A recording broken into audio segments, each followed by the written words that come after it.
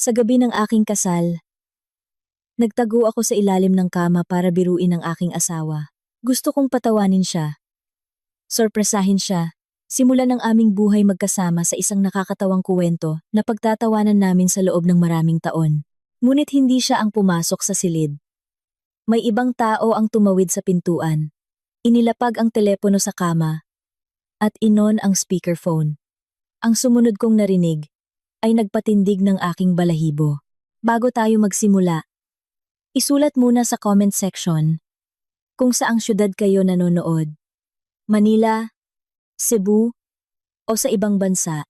Dalangin ko sa lahat ng nag-like at nag-subscribe. Sana ay manatili kayong malusog at pagpalain sa inyong kabuhayan. Dati, ang kasal ay parang isang mainit na tahanan. Isang kanlungan na laging nagbibigay ginhawa sa dibdib. Naniwala ako na hanggat kasama ko si Carlos, magiging maayos ang lahat sa buhay. Ang manipis na puntas ay kumapit sa matigas na hibla ng alpombra. Mukha itong katawa-tawa. Naiintindihan ko iyon. Isang 30 taong gulang na babae na nagtatago sa ilalim ng kama sa gabi ng kanyang sariling kasal. Tulad ng isang bata na naglalaro ng taguan. Ngunit gusto kong makita ang mukha ni Arturo. Paulit-ulit kong iniisip ang eksenang ito. Pumasok siya sa aming honeymoon suite. Luluwagan ang kanyang kurbata. Marahil ay tahimik na babanggitin ang aking pangalan sa malambot. Pagod na boses na lubos kong minamahal. Ang pagbabago ay hindi dumating nang sabay-sabay. Unti-unti itong lumitaw. Halos hindi napansin tulad ng maliliit na lamat sa dingding na sa simula ay hindi nakikita. Ngunit sa kalaunan ay lumaki at hindi na kayang balewalain. Si Carlos ay nagsimulang umuwi ng mas gabi kaysa sa dati. Sabi niya, maraming trabaho, tumaas ang target sa opisina, at ang mga bagong proyekto ay nangangailangan ng overtime. Ang mabigat na pintuan na gawa sa mahogany ay bumukas ng may langgit-ngit.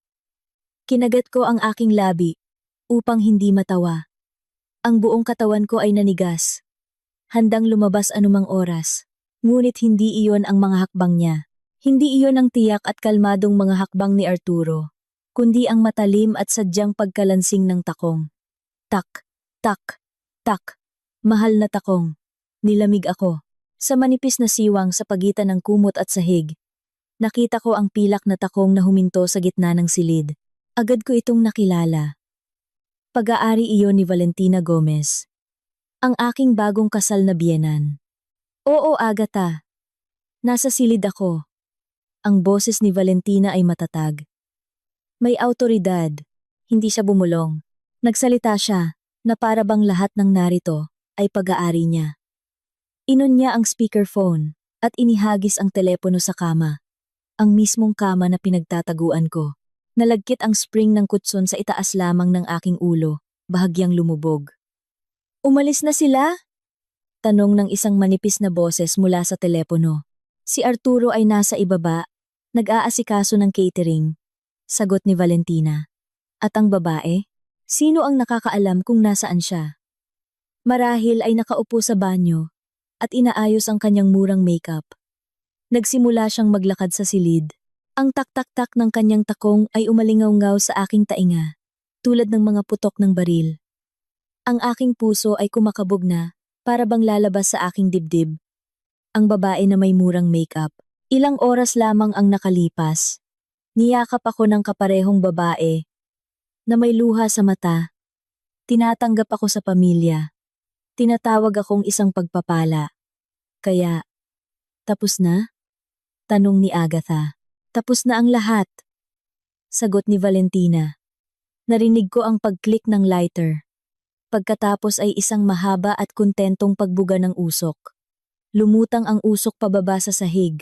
Ang singsing ay nasa kanyang daliri. Ang mga papeles ay napirmahan, nakulong siya, at hindi niya alam. Tumawa siya ng tuyo at malupit. Si Andrea. Tanga. Probinsya ng walang silbi. Akala niya nanalo siya sa loto, sa pagpapakasal sa aking anak. Hindi niya alam na ito ay isang pagkukunwari lamang. Nginig ang aking mukha. Ang aking mga kamay ay lumamig. Ano ang pinag-uusapan niya? Sigurado ka tungkol sa penthouse? Tanong ng boses mula sa telepono. Kung maghiwalay sila, Hindi niya kukunin ang kalahati, di ba? Nakaayos na ang lahat. Sagot ni Valentina. Binaba ang boses sa isang tono ng pagsasabuatan na nagpaikot sa aking tiyan. Magkasama silang maninirahan ng 1 taon. Maximum na 1 at kalahating taon. Sapat lamang upang magmukhang kapani-paniwala ang lahat. Huminto siya. Tila tinatamasa ang bawat salita. Pagkatapos ay magsisimulang magreklamo si Arturo. Ipakikita namin siyang hindi matatag. O mas mabuti pa, gagawin naming napakasakit ng kanyang buhay na siya mismo ang aalis. Mayroon kaming lahat ng resibo na nagpapatunay na siya ang nagbayad ng paunang bayad. Kukunin namin ang penthouse sa korte. Wala siyang sapat na pera para sa isang disenteng abogado. Tinakpan ko ang aking bibig ng 2 kamay. Ang mga luha ay nangangamot sa aking mga mata. Ang penthouse. Ang aming magandang penthouse sa Makati. Legal na nakapangalan sa akin. Ngunit pinayagan ko si Arturo na asikasuhin ang lahat ng papeles upang palakihin ang kanyang ego, upang iparamdam sa kanya na siya ang tagapagtaguyod. Siya ay halos ulila. Patuloy ng aking biyenan habang naghuhubad ng isa sa kanyang sapatos. Bumagsak ito ilang pulgada lamang mula sa aking ilong. Ang kanyang ama ay isang retiradong sundalo. Nabubuhay sa pensyon sa Cebu. O baka hindi doon. Sino ang nakakaalam?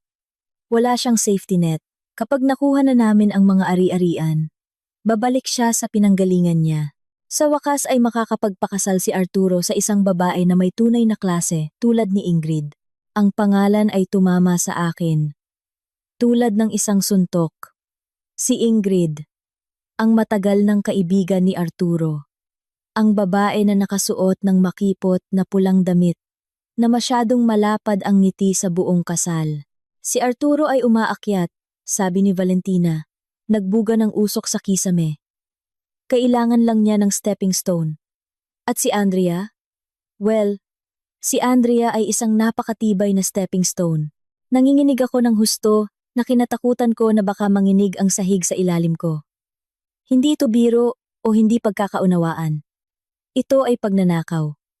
Ang aking kasal, ang aking pag-ibig, ang aking buhay, lahat ay isang maingat na pinlanong panloloko, na ang tanging layunin ay kunin ang aking ari-arian.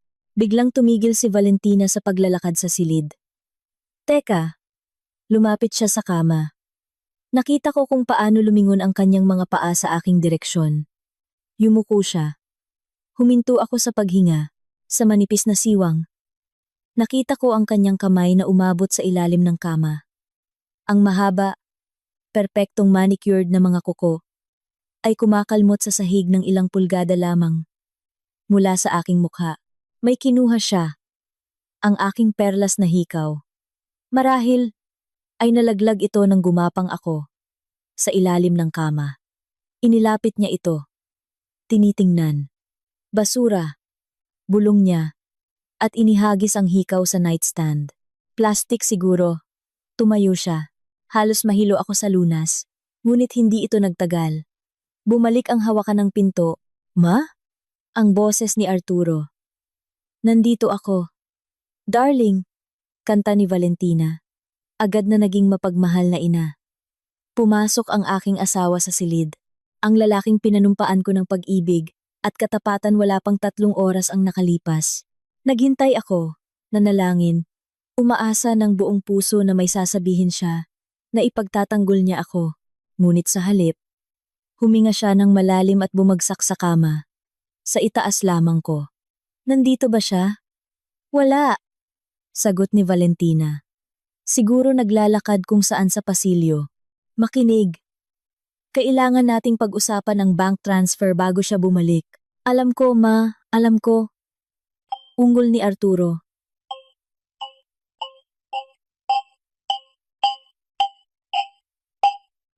Pero bukas na lang. Ngayon kailangan ko pang magpanggap na masaya ako sa aming unang gabi. At kakailanganin iyon ng maraming lakas. May bumagsak sa loob ko. Hindi ito basag. Ito ay isang malinaw. Tiyak na pagbagsak. Ang inosenteng si Andrea ay namatay sa maalikabok na dilim sa ilalim ng kama. At may ibang bagay ang nagsisimulang gumising. Maingat kong ipinasok ang aking kamay sa corset ng aking damit at kinuha ang aking telepono. Tahimik kong hinawakan ang screen at inon ang voice recorder. Ang pulang linya ay tumakbo. Magpatuloy. Naisip ko, nararamdaman ang lamig na galit na bumabalot sa akin. Magpatuloy sa pagsasalita. Ibigay niyo sa akin ang lahat.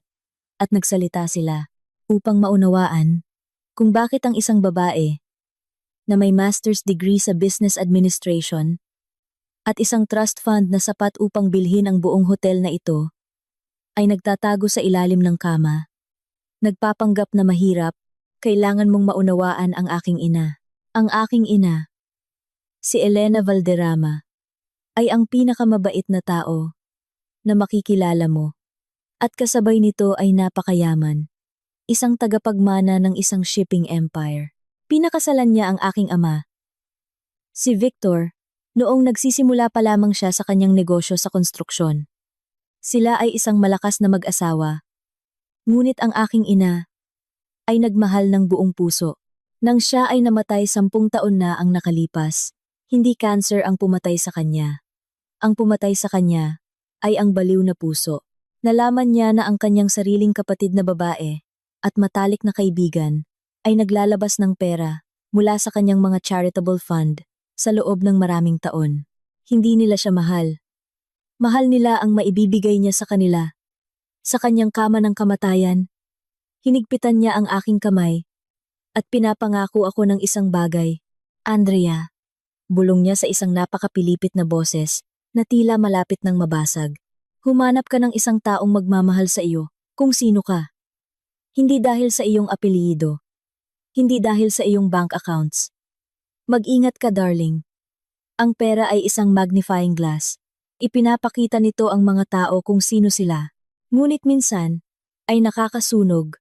Bago mo pa man makita ang katotohanan, ang pangako na iyon ay naging batas sa akin. Ang aking ama, si Don Victor, ay sineseryoso ang babala na ito. Sa negosyo, siya ay isang maninila. Ang CEO ng Apex Group ay nagturo sa akin na magbasa ng mga kontrata bago pa man ako magbasa ng mga fairy tale. Nang magsimula akong makipag-date, wala akong pinagkakatiwalaan. Nararamdaman nila ang pera. Andrea, sabi niya. Tinitingnan ka nila at nakikita ang isang tiket sa loto. At pagkatapos ay nagkaroon ako ng ideya para sa isang pagsubok, isang filter. Lumipat ako mula sa aming pamanang lupain sa Tagaytay at umarkila ng isang simple, medyo luma na apartment sa isang lugar ng mga manggagawa. Nagmamaneho ako ng 50 taong gulang na Toyota Vios. Nagtrabaho ako bilang administrative assistant sa isang logistics company. Isang trabaho na talagang gusto ko dahil sa kalmadong routine nito. Bagamat sa gabi, palihim kong pinamamahalaan ang aking sariling investment portfolio. Sa buong mundo, ako si Andrea.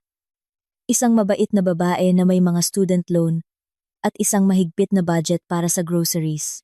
At pagkatapos ay nakilala ko si Arturo. Isang maulan na Martes. Tumakbo ako papunta sa coffee shop at nahulog ang aking wallet sa isang puddle. Kumalat ang putik sa lahat ng dako. Malapit na akong umiyak. Napakasama ng linggo. Isang guwapong lalaki na nakasuot ng medyo lumang jacket ang pumulot ng wallet at pinunasan ng putik sa kanyang manggas. Sa tingin ko, sa iyo ito, sabi niya, na may ngiti. Mayroon siyang mainit na mga mata. Hazel na may berdeng batik. Sinuri ko ang aking wallet, walang nawawala. Bilang pasasalamat, inalok ko siyang bigyan ng kape. Masaya akong gagawin iyon, sagot niya. Tinitingnan ang kanyang relo. Mayroon akong mga 20 minuto bago ako kailangan bumalik sa site. Sa huli, nag-usap kami ng 2 oras. Sinabi niya na nagtatrabaho siya sa sales, na palagi siyang hirap na abutin ang mga target, na nagmamaneho siya ng lumang kotse, na laging nasisira. Nagkwento siya tungkol sa mga pangarap na maglakbay. Makita ang sining sa Italia, lahat ng gusto niya at hindi niya kayang bilhin. Wala akong pakialam kung mayaman ako o wala, sabi niya. Tinitingnan ako sa mata. Gusto ko lang ng isang buhay na totoo. Mga almusal sa linggo, isang aso, Isang tao na makakasama ko lang sa katahimikan. Iyon mismo ang gusto kong marinig. Sa sumunod na 2 taon, pumasa si Arturo sa lahat ng pagsubok. Hindi siya humingi ng pera sa akin. Nagdadala siya sa akin ng mga bulaklak na ligaw, pinitas sa gilid ng kalsada, dahil hindi niya kayang bumili ng mamahaling rosas. Ngunit sinabi niya na mas maganda ang mga ito. Pinutol niya ang mga kupon kasama ako. Nang masira ang aking kotse, isang maingat na pinlanong pagkasira araw-araw sa loob ng 1 linggo. Gumagawa siya ng 40 minutong detour para sunduin ako. Minahal ko siya ng malalim, baliw, at tanga. Ipinakilala ko siya sa aking ama. Ngunit pinanatili ko ang kasinungalingan. Sinabi ko kay Arturo na si Don Victor ay isang retirado. Dating foreman, nabubuhay sa kanyang pensyon sa Cebu. Sumakay si Papa, bagamat umungol siya.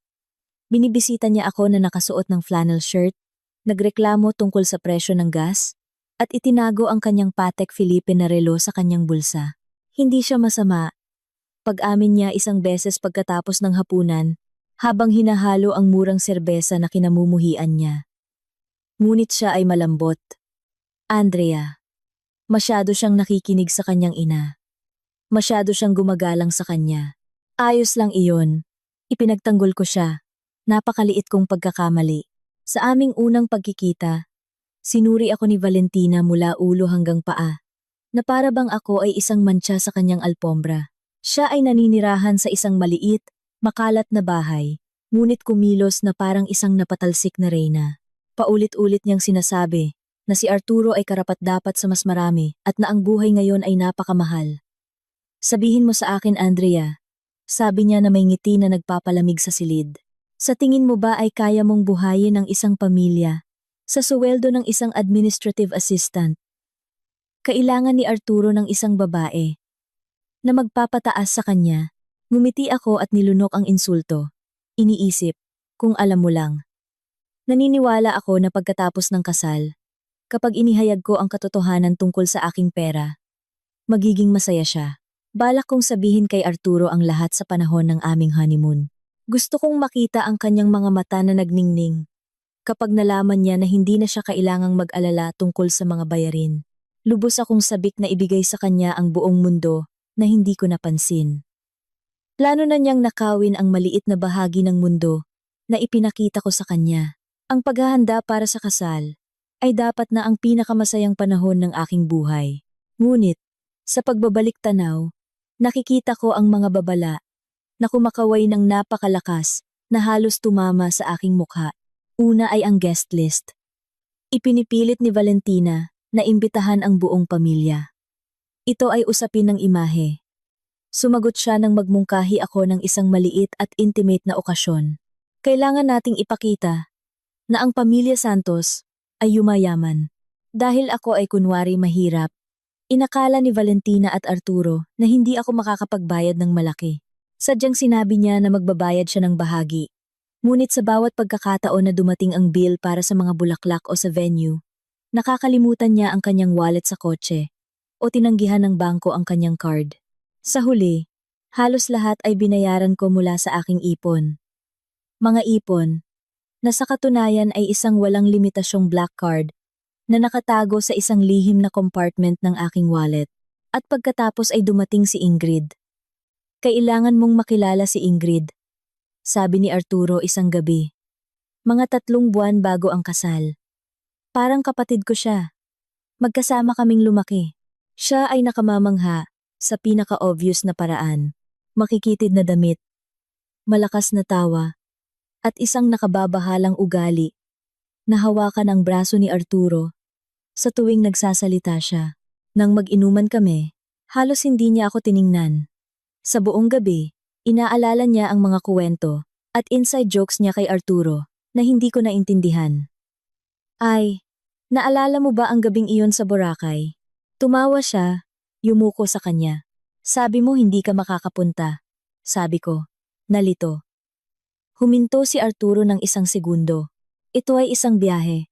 Pagkatapos ng graduation, nag-ipon ang mga magulang. Sa loob ng maraming taon, mahal ni Valentina si Ingrid. Tahasan niya kaming pinagkumpara. Ingrid, napakaganda ng damit na iyan. Mukha kang bituin ng pelikula. At pagkatapos, lumapit sa akin.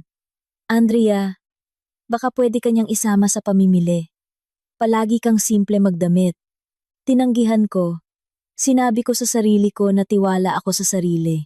Mayroon akong singsing. Mayroon akong lalaki. Ngunit ang tunay na problema ay ang penthouse. Kailangan naming tirahan. Ang bachelor pad ni Arturo ay napakaliit. At ang akin ay hindi para sa dalawa. Nakakita ako ng isang nakamamanghang penthouse sa Makati. Ito ay isang foreclosed na ari-arian ng bangko na nagkakahalaga ng 850 pesos milyon. Ngunit kahit ganoon, ang presyo ay hindi kayang abutin ng isang administrative assistant at isang salesman. Mayroon akong mana. Sabi ko sa kanya isang gabi. Ito ay isang kalahating katotohanan. Iniwan ako ng lola ko ng pera. Sapat na para bilhin ito kaagad. Halos lumuwa ang mga mata ni Arturo. Agad? Seryoso ka? Oo. Gusto kong magsimula tayo ng walang utang.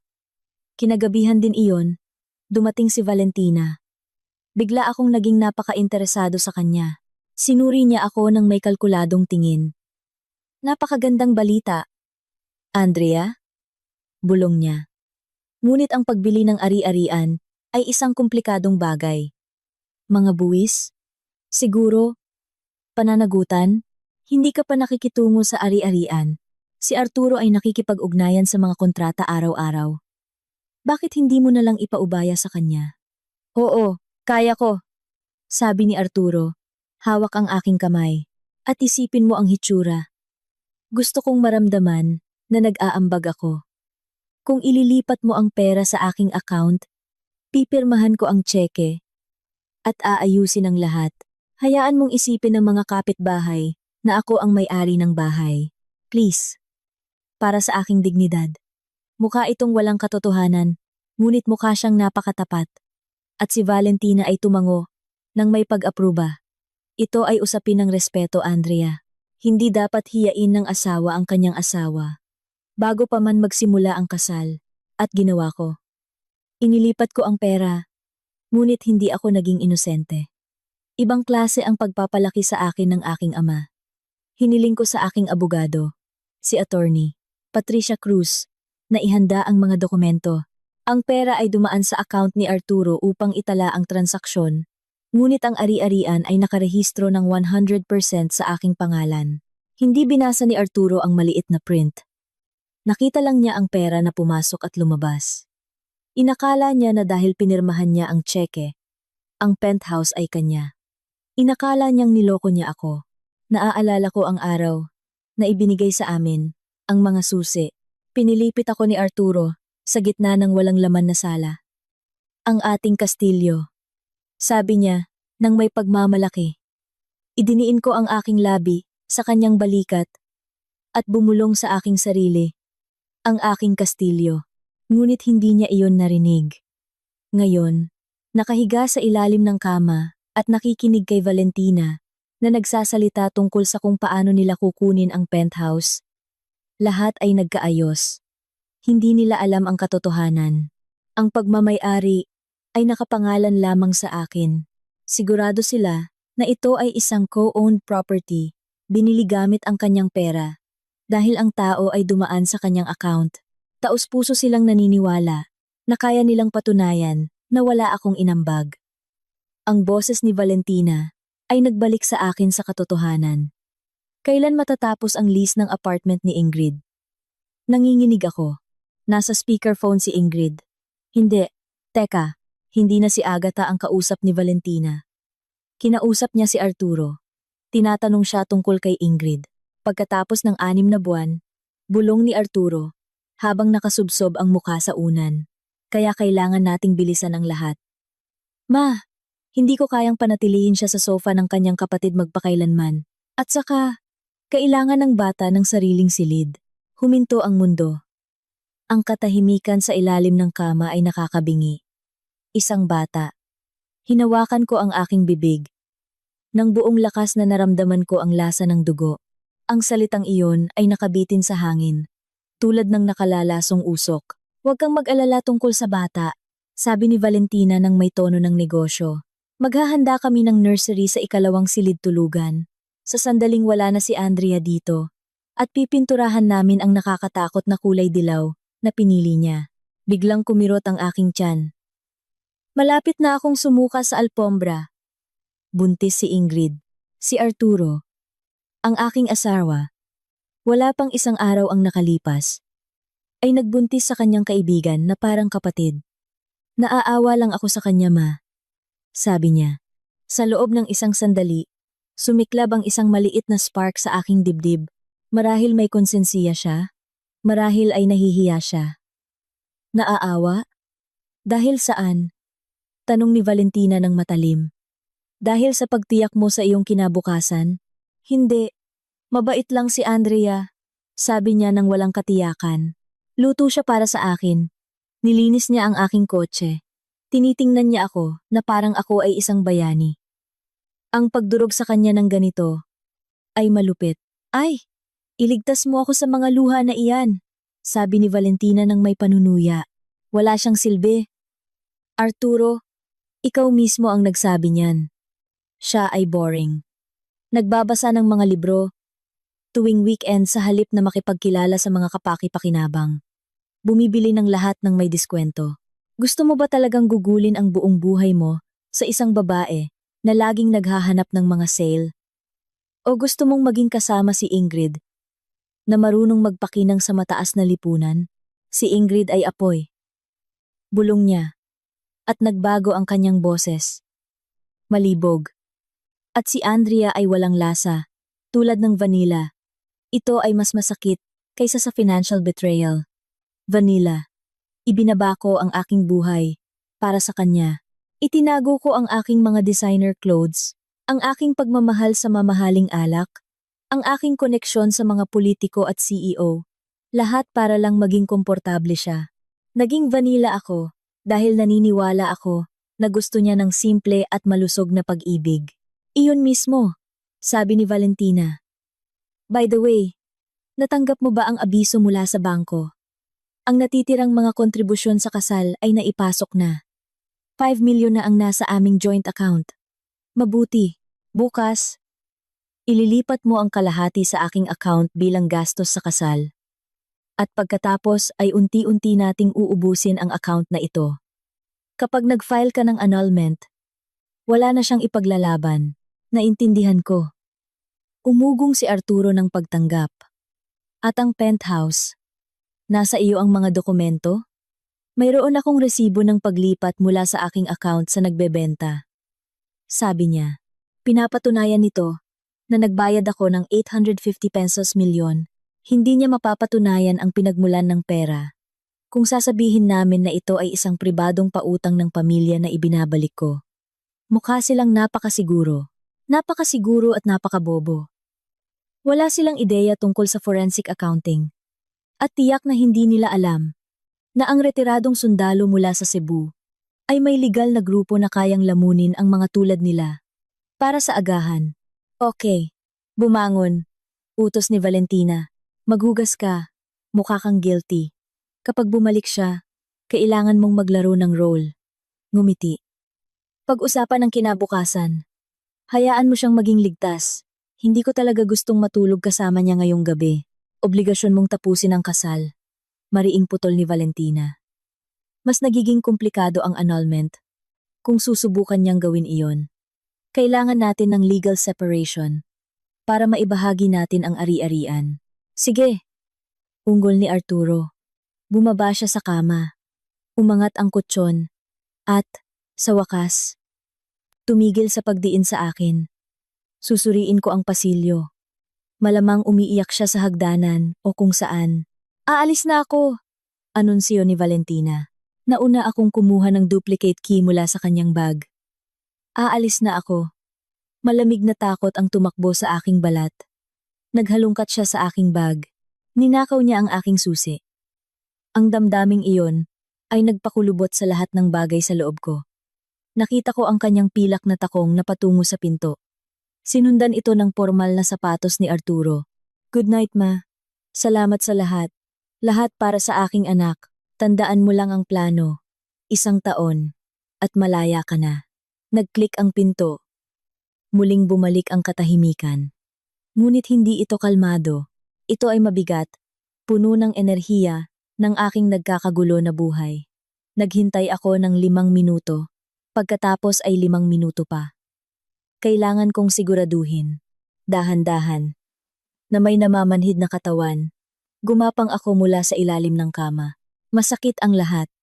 Ang aking damit, napakaputi, napakaperpekto, ay ngayon ay kulay abo sa alikabok. Tumayo ako, at tiningnan ang aking sarili sa salamin. Gusot na buhok, nakalatag na makeup. Ngunit ang aking mga mata, ay malinaw. Hindi ako umiyak, hindi ako sumigaw. Isang malamig at mekanikal na kapayapaan ang bumalot sa akin. Iyon ding kapayapaan na mayroon ng aking ama nang sumalampak siya sa isang hostile takeover ng mga kakumpetensya. Naglakad ako papunta sa closet, hinubad ang aking wedding gown. Isang simbolo ng aking sariling katangahan. At inihagis ito sa sulok. Nagsuot ako ng jeans at hoodie na inihanda ko para sa brunch sa umaga. Kinuha ko ang aking bag. Kinuha nga ni Valentina ang duplicate key sa apartment. Ngunit ang mga susi ng kotse ay naroon, pati na rin ang aking black card. Binuksan ko ang pinto sa pasilyo. Walang tao. Malamang bumaba si Arturo sa lobby o sa bar. Nagpapalakas ng loob para bumalik at matulog sa akin. Hindi ko tinawag ang elevator. Nakasapatos, tumakbo ako pababa ng hagdanan. Lumabas ako sa malamig na dilim ng gabi. Natagpuan ang aking Toyota Vios na may Porsche engine sa ilalim ng hood, ang aking tanging maliit na kahinaan, at lumabas mula sa underground parking. Dinayal ko ang numero sa Bluetooth. Papa, sabi ko nang sumagot siya sa pangalawang ring. Andrea, gabi na. Ayos lang ba ang lahat? Hindi. Sagot ko ng mahinahon. Tama ka sa lahat ng bagay. Gisingin mo si Patricia. Uuwi ako. Maglalabas tayo ng digmaan. Karaniwan, ang biyahe patungong Tagaytay ay tumatagal ng 40 minuto. Nakarating ako sa loob ng 20 minuto. Huminto ako sa harap ng napakalaking gate na gawa sa wrought iron. Nakilala ng kamera ang numero. Tahimik na bumukas ang mga pinto habang nagmamaneho ako sa paikot-ikot na daanan sa pagitan ng mga lumang puno. Naramdaman ko ang balat ni Andrea, ang administrative assistant, na nag-alis sa akin. Bumabalik ako sa aking kaharian.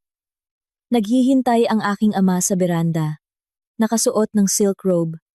May hindi-sindi na tabako sa pagitan ng kanyang mga daliri.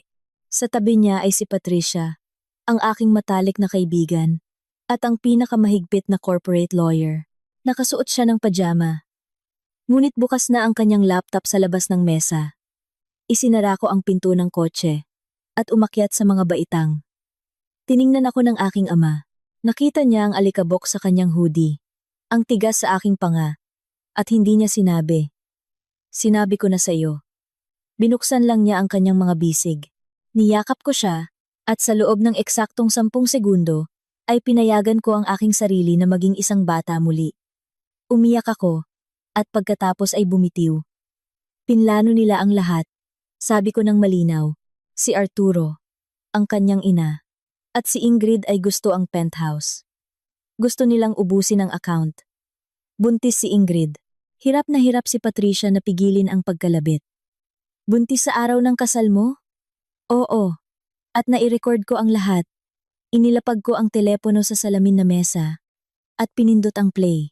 Sa katahimikan ng gabi, mas nakakatakot ang boses ni Valentina, ang salitang vanilla, ang plano na gawing impyerno ang aking buhay, ang usapan tungkol sa pagkuha ng pera mula sa kasal. Nang matapos ang recording, naging batong maskara ng galit ang mukha ng aking ama. Binasag niya ang hindi-sindi na sigarilyo sa dalawa. Sisirain ko siya, ungol niya. Bibilihin ko ang kumpanya, kung saan siya nagtatrabaho, at sisantihin siya. Ang kanyang ina ay nasa lansangan bago magtanghali. Umiling ako. Hindi. Masyadong mabilis. Masyadong madali. Tiningnan ko si Patricia, kung agad kaming bumagsak. Magpapanggap silang biktima. Sasabihin nilang ako ay hysterical, naninibugho, at hindi sapat. Susubukan nilang ipaglaban ang penthouse, nagbabanggit ng verbal agreements at iba pang legal na kalokohan. Hindi. Gusto kong durugin sila ng tama. Gusto kong maniwala sila na sila ang nanalo. At pagkatapos, ay bunutin ang lupa mula sa ilalim nila upang hindi na sila makabangon muli. Pinagputok ni Patricia ang kanyang mga daliri at lumitaw ang isang mapanganib na ngiti sa kanyang labi. Gusto ko ang paraan ng pag-iisip mo. Ano ang plano? Una, ang penthouse. Sabi ko, akala nila karapat-dapat sila dito dahil ang pera ay dumaan sa kanyang account. Kailangan nating tapusin iyan. Madali lang iyan, sagot ni Patricia. Nagtatype ng napakabilis. Dahil ang pagmamay-ari ay nakapangalan lang sa iyo, gagawa tayo ng prenuptial agreement. Ipapakita natin ito bilang requirement ng insurance company. Sasabihin natin kay Arturo na dahil sa halaga ng ari-arian, hinihingi ng insurer ang isang malinaw na may-ari para mabawasan ang mga panganib. Isasama natin ang isang clause kung saan tatalikuran niya ang anumang marital claims sa ari-arian kapalit ng mas mababang insurance premium. Siya ay sakim. Idinagdag ko. Kung sasabihin nating makakatipid siya ng 250,000 bawat buwan, pipirmahan niya ng hindi binabasa. Tapos na. Tumango si Patricia. Bago mag-umaga, kumpleto na ang mga dokumento. Sabihin mo sa kanya na ito ay standard procedure. Pangalawa, sumabat ang aking ama. Ang pananalapi. Kailangan mong paghiwalayin ang mga ari-arian. Kailangan kong ubusin ang joint account bago siya. Sabi ko. Ngunit hindi ako maaaring maghinala. Hayaan mo na. Payo ni Patricia. Hayaan mo siyang kunin ang pera sa kasal. Ito ay pain. Ngunit kailangan nating suriin ang kanyang kasaysayan ng trabaho. Kung nagnanakaw siya sa iyo, halos tiyak na nagnanakaw din siya sa trabaho. Kinuha ng aking ama ang telepono. Hihilingin ko sa isang detective na suriin ng malalim ang kanyang mga benta at gastos sa kumpanya. Kung nagnanakaw siya sa amin, malamang na nagnanakaw din siya sa kanila. At ang bata? Tanong ko ng mahina. Kailangan natin ng ebidensya. DNA. Mungkahi ni Patricia. Hindi. Masyadong matagal iyon. Kailangan kong makipaglapit kay Ingrid.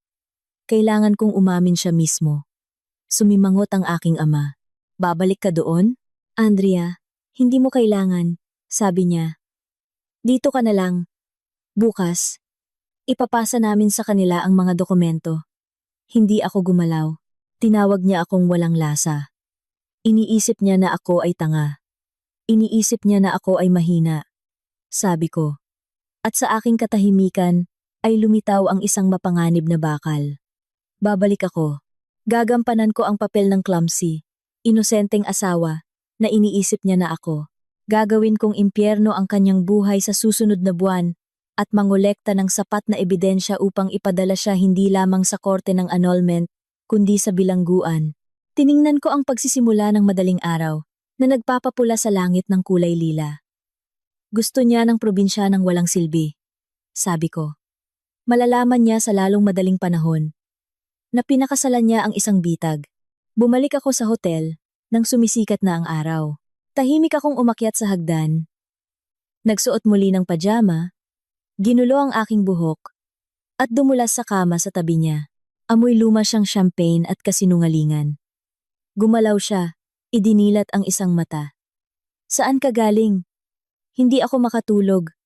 Bulong ko, nakangiti ng malawak at walang laman. Napakalaki lang ng aking pag-aalala para sa ating kinabukasan, mahal. Nasa ibaba ako. Nagpaplano ng ating buhay. Umungol siya at tumalikod. Ayos baby. Matulog ka. Tiningnan ko ang likod ng kanyang ulo. Matulog ka ng mahimbing. Ito ang huling mapayapang tulog sa iyong buhay. Kinabukasan, nagsimula ang pinakamahalagang pagtatanghal sa aking buhay. Nagising ako nang mas maaga sa kanya at nag-order ng almusal sa silid. Ang pinakamahal na pagkain sa menu. Eggs Benedict na may lobster, truffled potatoes, champagne. Nang dumating ang bill, may labis na kasiglahan kong pinirmahan ito para sa room 402. Nagising siya. Kinukuskos ang kanyang mga mata. Ano ito? Breakfast celebration, sabi ko. Naisip ko, dahil mayroon tayong pera sa kasal, pwede tayong magpakasasa ng kaunting karangyaan. Nanginginig siya. Uy, kailangan nating mag-ingat sa perang iyan. Ang aking ina. Ibig kong sabihin, nagkasundo tayo na itabi ang mga ito para sa mga emergency. Ay, wag kang maging boring, sabi ko, habang kinakain ng strawberry. Bukod pa rito, nabook ko na tayo para sa couples massage sa spa. 350,000 pesos. Non-refundable. Sumiksik ang kanyang panga. Nakita ko kung paano niya mentally binabawas ang halagang iyon. Mula sa kung ano ang kanyang ninanais na nakawin. Para sa kanyang ina. Dapat tinanong mo muna ako. Pero asawa mo ako. Kumikislap ako ng inosente. Ay, oo. By the way, nahulog ang telepono mo sa ice bucket. Inilagay ko na ito sa bigas. Ano? Tumalon siya mula sa kama. Siyempre, hindi ito nahulog. Ngunit habang natutulog siya, indisable ko ang fingerprint lock upang ma-access ko ang telepono mamaya. Pagkalipas ng datong araw, lumipat kami sa penthouse. At doon ko sinagad ang lahat. Dumating si Valentina upang suriin ang apartment. Pumasok siya na parabang sa kanya ang tirahan. Dinadaanan ang mga ibabaw ng kanyang daliri. May alikabok dito. Kritikal niyang puna. Kailangan maging mas maingat. Ay, ang galing at dumating kayo, sigaw ko. Malapit na akong maglaba. Ngunit napakakomplikado ng makinang ito. Inakay ko siya sa laundry room. Sa loob ng washing machine, umiikot sa mainit na tubig na may industrial bleach, ay ang kanyang pinakamahalagang kayamanan. Isang vintage faux fur coat na iniwan niya sa bachelor pad ni Arturo. At ako, magiliw na kinuha. Para linisin. Ito ang aking fur coat. Sigaw niya. Oo. Gusto kitang sorpresahin. Ngumiti ako. Para maging perpektong malinis. Sinira niya ang hatch. Lumabas ang tubig sa sahig. Kinuha niya ang isang kulay abo, gusot na buhol, na parang isang nalunod na daga. Sumigaw siya. Ito ay dry clean only.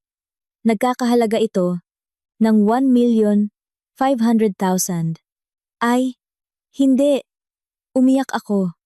Nagpatuloy ang mga peking luha sa aking pisngi. Gusto ko lang tumulong. Napakaliit ng label. Tumakbo si Arturo. Ano ang nangyari? Sinisira niya ang aking fur coat. Sigaw ni Valentina. Tingnan mo. I'm so sorry, hikbi ko.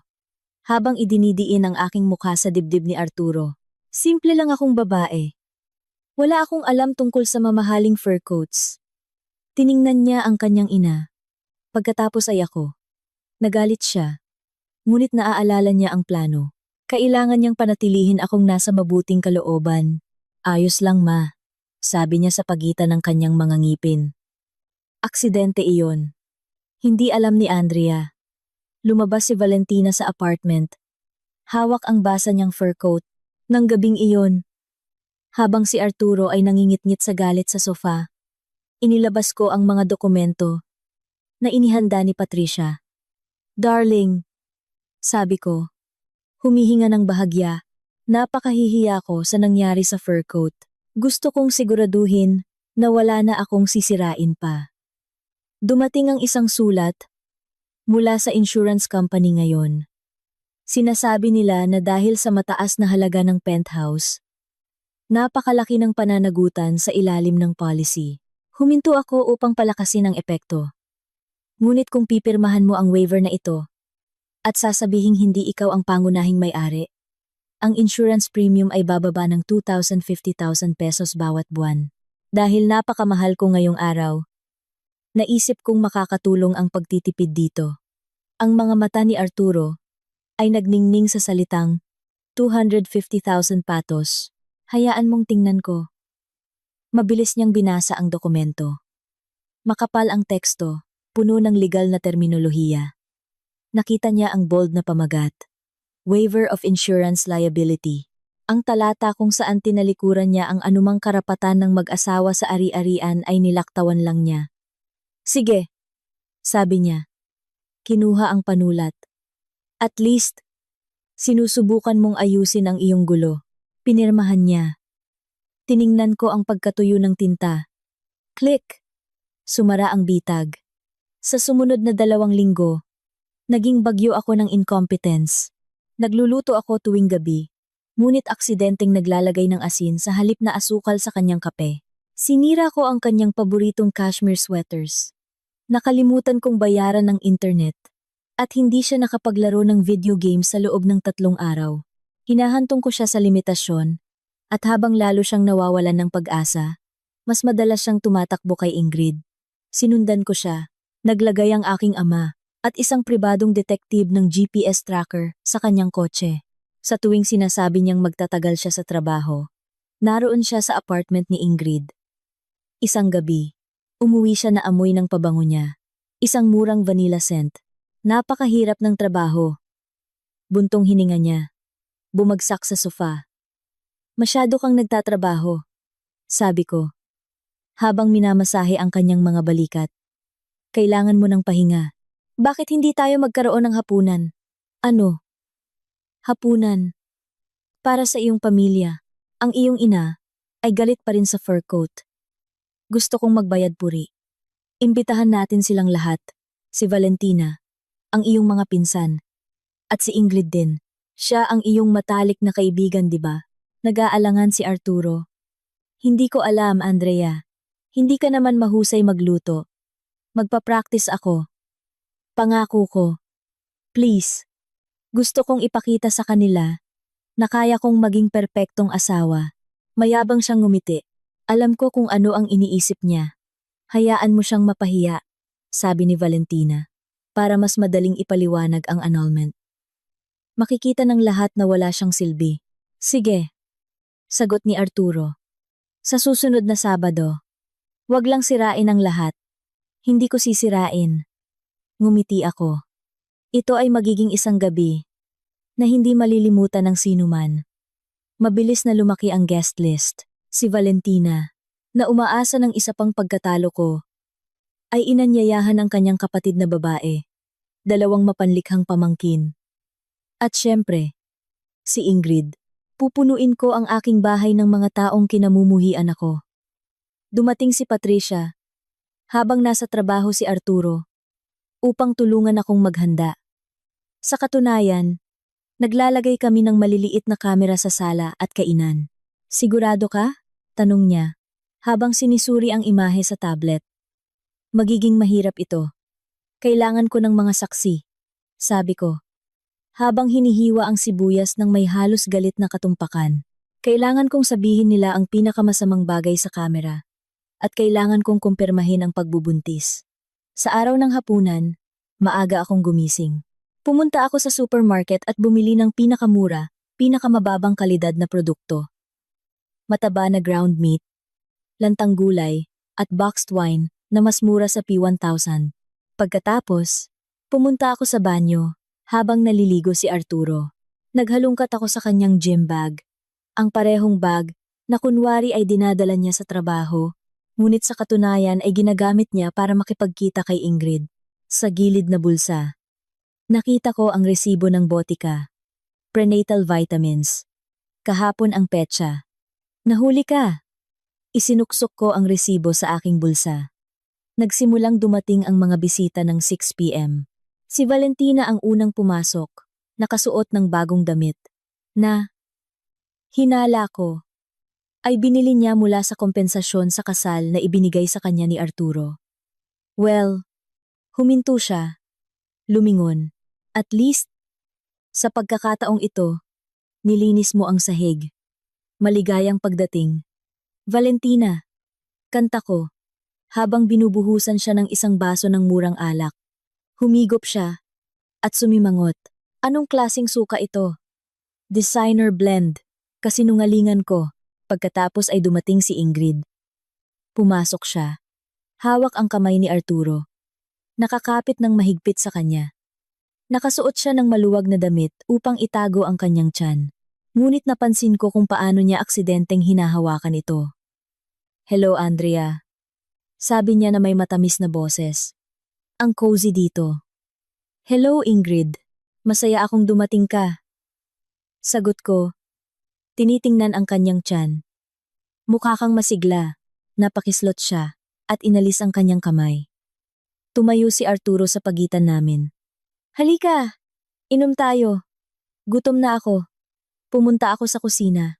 Ang menu para sa gabi, piniritong matigas na roast beef, malapot na mashed potatoes, at salad na halos puro ubod ng iceberg lettuce. Habang nagluluto, nakinig ako sa recording mula sa kamera sa sala. Diyos ko, ang alak na ito ay basura, sabi ni Valentina. Hindi ako makapaniwala na pinakasalan niya iyan. Hindi man lang dahil sa pera. Tahimik ma, bulong ni Arturo. Ilang buwan na lang, pagkatapos kukunin natin ang penthouse. Ibebenta ito. At bibili ng isang malaking bahay sa labas ng bayan. Ayoko nang magtago, reklamo ni Ingrid. Masakit ang likod ko. Gusto kong i-post ang ating mga larawan. Malapit na, baby. Tawa ni Arturo. Kapag naibalik na natin ang probinsya ng walang silbi sa kanyang lugar, hinawakan ko ang gilid ng counter na parang mamuti ang mga buto. Huminga ako ng malalim at kinuha mula sa aking bulsa ang espesyal na pampalasa na inihanda ko ng maaga. Hindi ito lason. Hindi ako kriminal. Ito ay isang hindi kanais-nais na dami ng asin at suka para sa sarsa. Hapunan ay ihain na. Masayang anunsyo ko. Umupo kami sa mesa. Agad na pinagtawanan ng mga pamangkin ni Valentina ang aking magkakaibang napkin. Well, Andrea. Simula ni Valentina.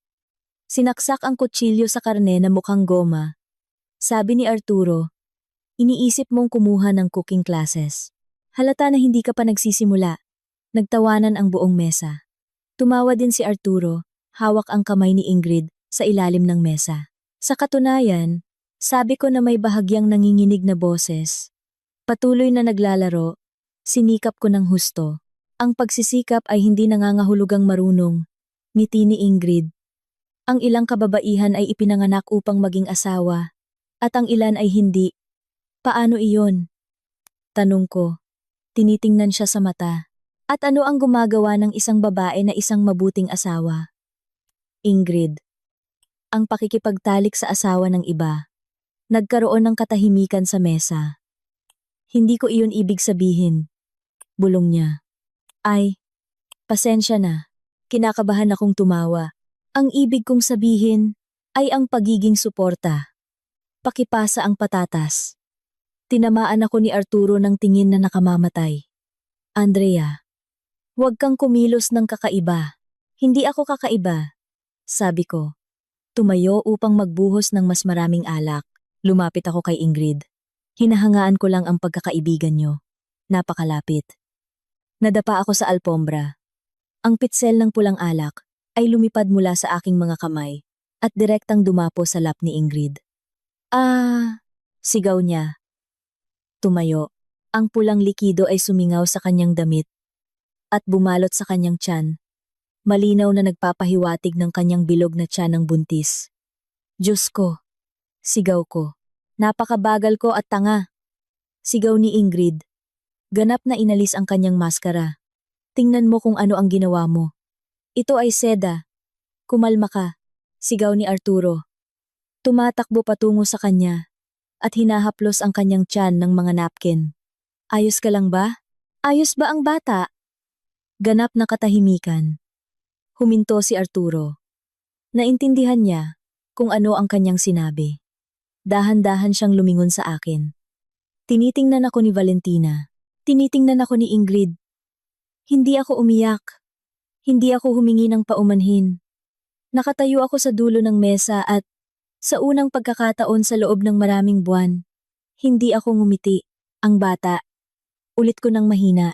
Ang mga salita ay nakabitin sa hangin. Tulad ng isang granada na may nahugot na pin. Bulong ni Arturo. Ang ibig niyang sabihin ay ayos lang siya. Matalim na putol ni Valentina, tumayo, Alam mo naman kung gaano kahina si Ingrid. At ikaw? Tinuro niya ako. Walang silbi. Hindi ka marunong magluto. Hindi ka marunong maglinis. At ngayon ay sinasaktan mo pa ang aming mga bisita. Sinabi ko sa aking anak na nagkakamali siya sa pagpapakasal sa basura na tulad mo. Karaniwan sa ganitong pagkakataon, magkukulubot ako. Hihingi ng paumanhin. Tatakbo upang kumuha ng mga tuwalya. Ngunit sa halip, kalmado kong pinunasan ang isang patak ng alak mula sa aking kamay.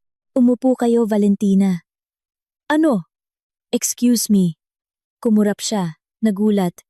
Sabi ko, umupo kayo. Tiningnan ko si Arturo. At lumayo ka sa kanyang tiyan. Alam nating lahat kung ano ang nandoon. Ikaw ay lasing. Sinubukan niyang kontrolin. Pumunta ka sa kwarto. Mag-uusap tayo mamaya. Lumapit ako sa sideboard at kinuha ang karaoke microphone, ang paborito niyang laruan. Anong ginagawa mo? Singhal ni Ingrid. Baliw ka! Marahil, ngumiti ako. Mayaman na baliw, hindi nila naintindihan. Kasi, simula ko, habang nililibot ang mesa, na parang pating, sa loob ng nakaraang 2 buwan, nakikinig ako sa inyong lahat. Narinig ko kung paano ako tinawag ni Valentina, na probinsyana. Narinig ko kung paano ako tinawag ni Arturo, na walang lasa. Narinig ko kung paano tumawa si Ingrid, pinag-uusapan kung paano niya ire-remodel ang aking nursery. Nakinig ka? Bulong ni Arturo. Ah, darling. Higit pa sa pakikinig ang ginawa ko. Kinuha ko ang resibo at inihulog sa mesa. Butika, petsa. 2 araw na ang nakakaraan. Bumili. Arturo. Prenatal vitamins. Ang kanyang bibig ay tahimik na bumukas. At sumara. Pagkatapos ay inilabas ko ang dokumento ng seguro. Naaalala mo ba ito? Ito ay isang papel lamang mula sa seguro, bulong niya. Hindi. Malinaw kong sinabi. Ito ay isang post-nuptial agreement. Dito, kusang loob mong tinalikuran ang anumang karapatan sa ari-arian na ito. Kinumpirma mo na 100% ng pera ay pag-aari ko. At wala kang anumang karapatan sa ari-arian. Kung maghiwalay. Ikaw mismo ang tinalikuran mo ang penthouse, Arturo? Binuod ko. Ipinalit mo ang iyong gintong tiket sa 250,000 pesos bawat buwan. Namula ang mukha ni Valentina. Niloko mo siya. Hindi ito tatayo sa korte. Oo. Tiyak na tatayo ito, sabi ni Patricia, habang pumapasok sa silid. Alam mo, ang murang kaibigan ng abogado na nabanggit mo, kalmadong idinagdag ni Patricia. Sa katunayan, ako ang senior partner sa isa sa pinakaprestihiyosong law firm sa lungsod. Ang dokumentong ito ay perpekto. At ako? Sigaw ni Ingrid. Gayunpaman, iiwan ka ni Arturo. Mahal niya ako. Magiging pamilya kami. At mag-isa kang matitira, kasama ang iyong mga pusa. Talaga? Maikli akong tumawa. Kung gayon, Arturo, sabihin mo sa lahat kung saan mo nakuha ang pera. Para sa kotse ni Ingrid, para sa bagong damit ni Valentina, at para sa kompensasyon sa kasal. Pinagpawisan si Arturo, na parang katatapos lang ng marathon. Ako. Inipon ko ang mga ito mula sa mga komisyon.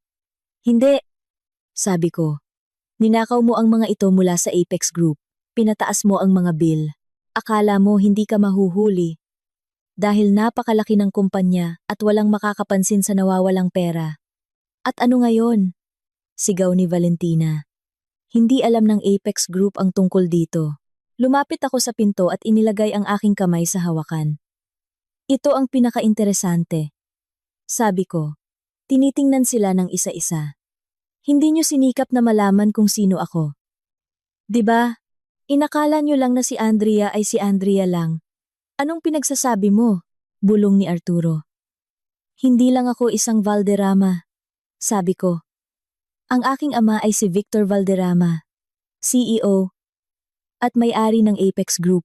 Bumagsak ang katahimikan. Tulad ng isang konkretong slab. Kumapit si Valentina sa gilid ng mesa upang hindi bumagsak. Hindi! Ito ay kasinungalingan. Ang iyong ama ay isang retirado sa Cebu. Nasa Cebu nga siya ngayon, tumango ako. Sa kanyang yate. Mukha si Arturo, na malapit ng mawalan ng malay. Nagnanakaw siya sa ama ng kanyang sariling asawa. Tinawag niya ang tagapagmana ng kumpanya kung saan siya nagtatrabaho na walang lasa. Ikay. Ikaw ang tagapagmana? Ang kanyang boses ay napatigil. Oo, sagot ko. At ang tanging dahilan kung bakit hindi kita sinisante sa unang minuto ay dahil gusto kong makita kung gaano kalalim ang bulok. Tiningnan ko siya ng may malamig na katahimikan at napakalalim nito. Andrea, darling. Lumapit sa akin si Arturo, itinaas ang kanyang mga kamay. Teka. Ipapaliwanag namin ang lahat. Nalito ako. Puwersahan ako ng mama ko. Huwag mong ipasa sa akin ang sisi. Sigaw ni Valentina. Naghahanap na ng daan palabas. Hindi na tinatanggap ang mga paliwanag. Sabi ko, mayroon akong mga dokumento ng pagnanakaw. Mayroon akong recording ng inyong pagsasabuatan. Upang mandaya. Mayroon akong ebidensya ng pagtataksil. Kinatok ko ang microphone upang marinig ng lahat at upang walang sinuman ang mag-alinlangan. Gusto kong marinig ninyo kung ano ang eksaktong narinig ko sa gabi ng aking kasal. Upang maunawaan ninyo, hindi ako nagtago sa ilalim ng kama nang walang kabuluhan. Kinuha ko ang aking telepono at ikinonekta ito sa Bluetooth speaker. Puno ang silid ng ingay.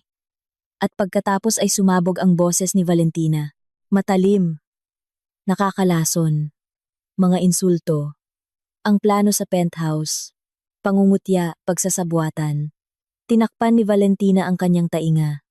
Umiyak si Ingrid. Bumagsak si Arturo sa upuan. Hawak ang kanyang ulo. Ngunit hindi huminto ang recording. Ang aking nakaraang sarili, ang nanginginig sa ilalim ng kama, ay hindi nagsabi ng kahit isang salita.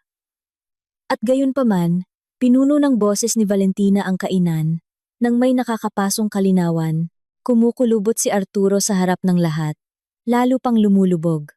Naging kulay abo ang kanyang mukha, na para bang naubos ang dugo mula sa kanya. Umiyak na si Ingrid, tumutulo ang maskara sa kanyang pisngi sa mga itim na agos. Kahit na nahuli sa sulok, sinubukan ni Valentina na mangagat. Patayin mo iyan! Kumulo siya sa telepono. Illegal iyan! Hindi ka maaaring mag-record ng mga tao nang walang pahintulot. Hindi iyan tatanggapin sa korte. Binawi ko ang telepono. Hindi siya pinayagang maabot ito. Sa katunayan, Valentina, kalmado kong sinabi sa gitna ng kaguluhan, kung kahit isang kalahok sa pag-uusap, ay alam na may recording, ito ay legal.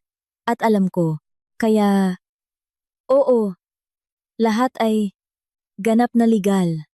Sa sandaling iyon, ang pintuan sa harap, na binuksan ko ng maaga ng remote, ay bumukas. Mabigat na bota ang tumama sa sahig. Asul na flashing lights ang sumiklab sa labas ng bintana. Sumasalamin sa mga pader ng penthouse, na inakala nilang sa kanila. Unang pumasok si Patricia, hindi na nakasuot ng pajama. Nakasuot siya ng isang perpektong angkop na suit, at sa kanyang mga kamay ay isang leather folder, tulad ng isang armas. Sinundan siya ng 2 uniformed officers at mga security personnel ng aking ama, si Detective Mendoza. Arturo, anunsyo ni Detective Mendoza sa matatag na boses. Arestado ka! Tumalon si Arturo. Tumalsik ang upuan. Arestado? Dahil saan? Wala akong ginawa. Ito ay isang away ng pamilya. Hindi dahil sa pagtataksil, G. Santos. Sabi ni Patricia. Lumapit ng may malamig na ngiti. Bagamat ito ay sapat na batayan, para sa mga dokumento ng agarang annulment na inihanda ko na. Arestado ka dahil sa pagnanakaw, misappropriation of funds, at pandaraya laban sa Apex Group. Ano? Sigaw ni Arturo. Sumandal ako sa mesa. Sinuri namin ang iyong mga account. Hindi ka nag-iipon ng mga komisyon. Gumawa ka ng 3 pekeng kontratista sa ilalim ng pangalang JRS Marketing. Nag-aproba ka ng mga bill para sa mga materyales na hindi kailanman dumating sa site. Sa huling 6 na buwan, naglabas ka ng mahigit 35 million ano, na mula si Valentina, hindi. Hindi ko alam kung saan galing ang pera. Sinabi niya na ito ay bonus. Kinuha ni Detective Mendoza ang posas. Miss Gomez, mayroon kaming mensahe kung saan mo siya inutusan kung paano hatiin ang mga transfer upang hindi mag-trigger ang mga tax notice. Ginagawa kang accomplice nito. Hindi, sigaw ni Valentina. Nang lumapit ang opisyal, ako ay isang disente na babae. Wala kayong karapatan na hawakan ako. Binuklat siya ng opisyal. Nang walang paggalang sa kanyang tinatawag na estado, ang metal na tunog ng posas ay ang pinakamagandang tunog na narinig ko kailanman. Umiyak si Ingrid habang idinidiin ang kanyang mga kamay sa kanyang tiyan. Gumawa ka ng isang bagay. Ipinangako mo na aalagaan mo kami. Tiningnan ni Arturo si Ingrid. Pagkatapos ang kanyang ina, pagkatapos ay ako. Ang mga pulis ay pinipilipit na ang kanyang mga braso sa likod. Andrea, humihikbi siya. Please, kausapin mo ang tatay mo. Sabihin mo sa kanya, nabawiin ang kaso. Pipirmahan ko ang anumang gusto mo. Aalis ako ng bayan. Huwag mo lang akong ipadala sa bilangguan. Natatakot ako. Alam mo, may hika ako. Tiningnan ko siya ng totoo. Ang lalaking minahal ko noon ay mukhang isang kaawa-awa at mahinang tao na sumusubok magpakitang lakas at nabigo. Patawad Arturo. Mahina kong sinabi. Ngunit ang walang lasa ay walang autoridad na pigilan ang isang kriminal na investigasyon. Iyo iyan. Nang dalhin siya sa pinto, tiningnan niya ako sa huling pagkakataon. Wala nang pagmamataas sa kanya, tanging takot. Patuloy na sumisigaw si Valentina. Nakilala niya ang mayor. Hindi iyon totoo. Ibinigay sa akin ni Patricia ang folder, ang annulment petition, at ang notice to vacate para sa mga hindi autorisadong residente. Lumapit ako kay Ingrid. Siya lamang ang walang posas. Nanginginig siya sa basang alak na damit. Mayroon kang 5 minuto, sabi ko. Kunin mo ang iyong bag at ang iyong mga kasinungalingan. Kung mananatili ka, tatawagan ko ang pulisya para sa trespassing. Ngunit ipinangako niya sa akin. Bulong niya. Tinitingnan ang walang laman na pintuan kung saan dinala si Arturo. Ipinangako rin niya sa akin. Sagot ko. Siya ay sinungaling. Ingrid, ikaw lang ang susunod. Tumakbo ka habang kaya mo pa. Tumalon siya at tumakbo. Hindi lumingon. Ang sala ay binalot ng katahimikan. Lumipas ang bagyo. Nag-iwan ng mga labi ng isang pekeng buhay. Mga nakabaligtad na upuan, maruruming baso, at ang eko ng katarungan. Ang puso ko ay kumakabog. Hindi dahil sa takot, kundi dahil sa adrenaline. Tiningnan ko si Patricia. Dahan-dahan siyang tumango sa akin, nang may paggalang. Ito ang sandaling iyon. Ang sandali kung kailan ko nabawi ang aking buhay. Kung nakarating kayo rito, mangyaring suportahan ako. Mag-subscribe sa channel.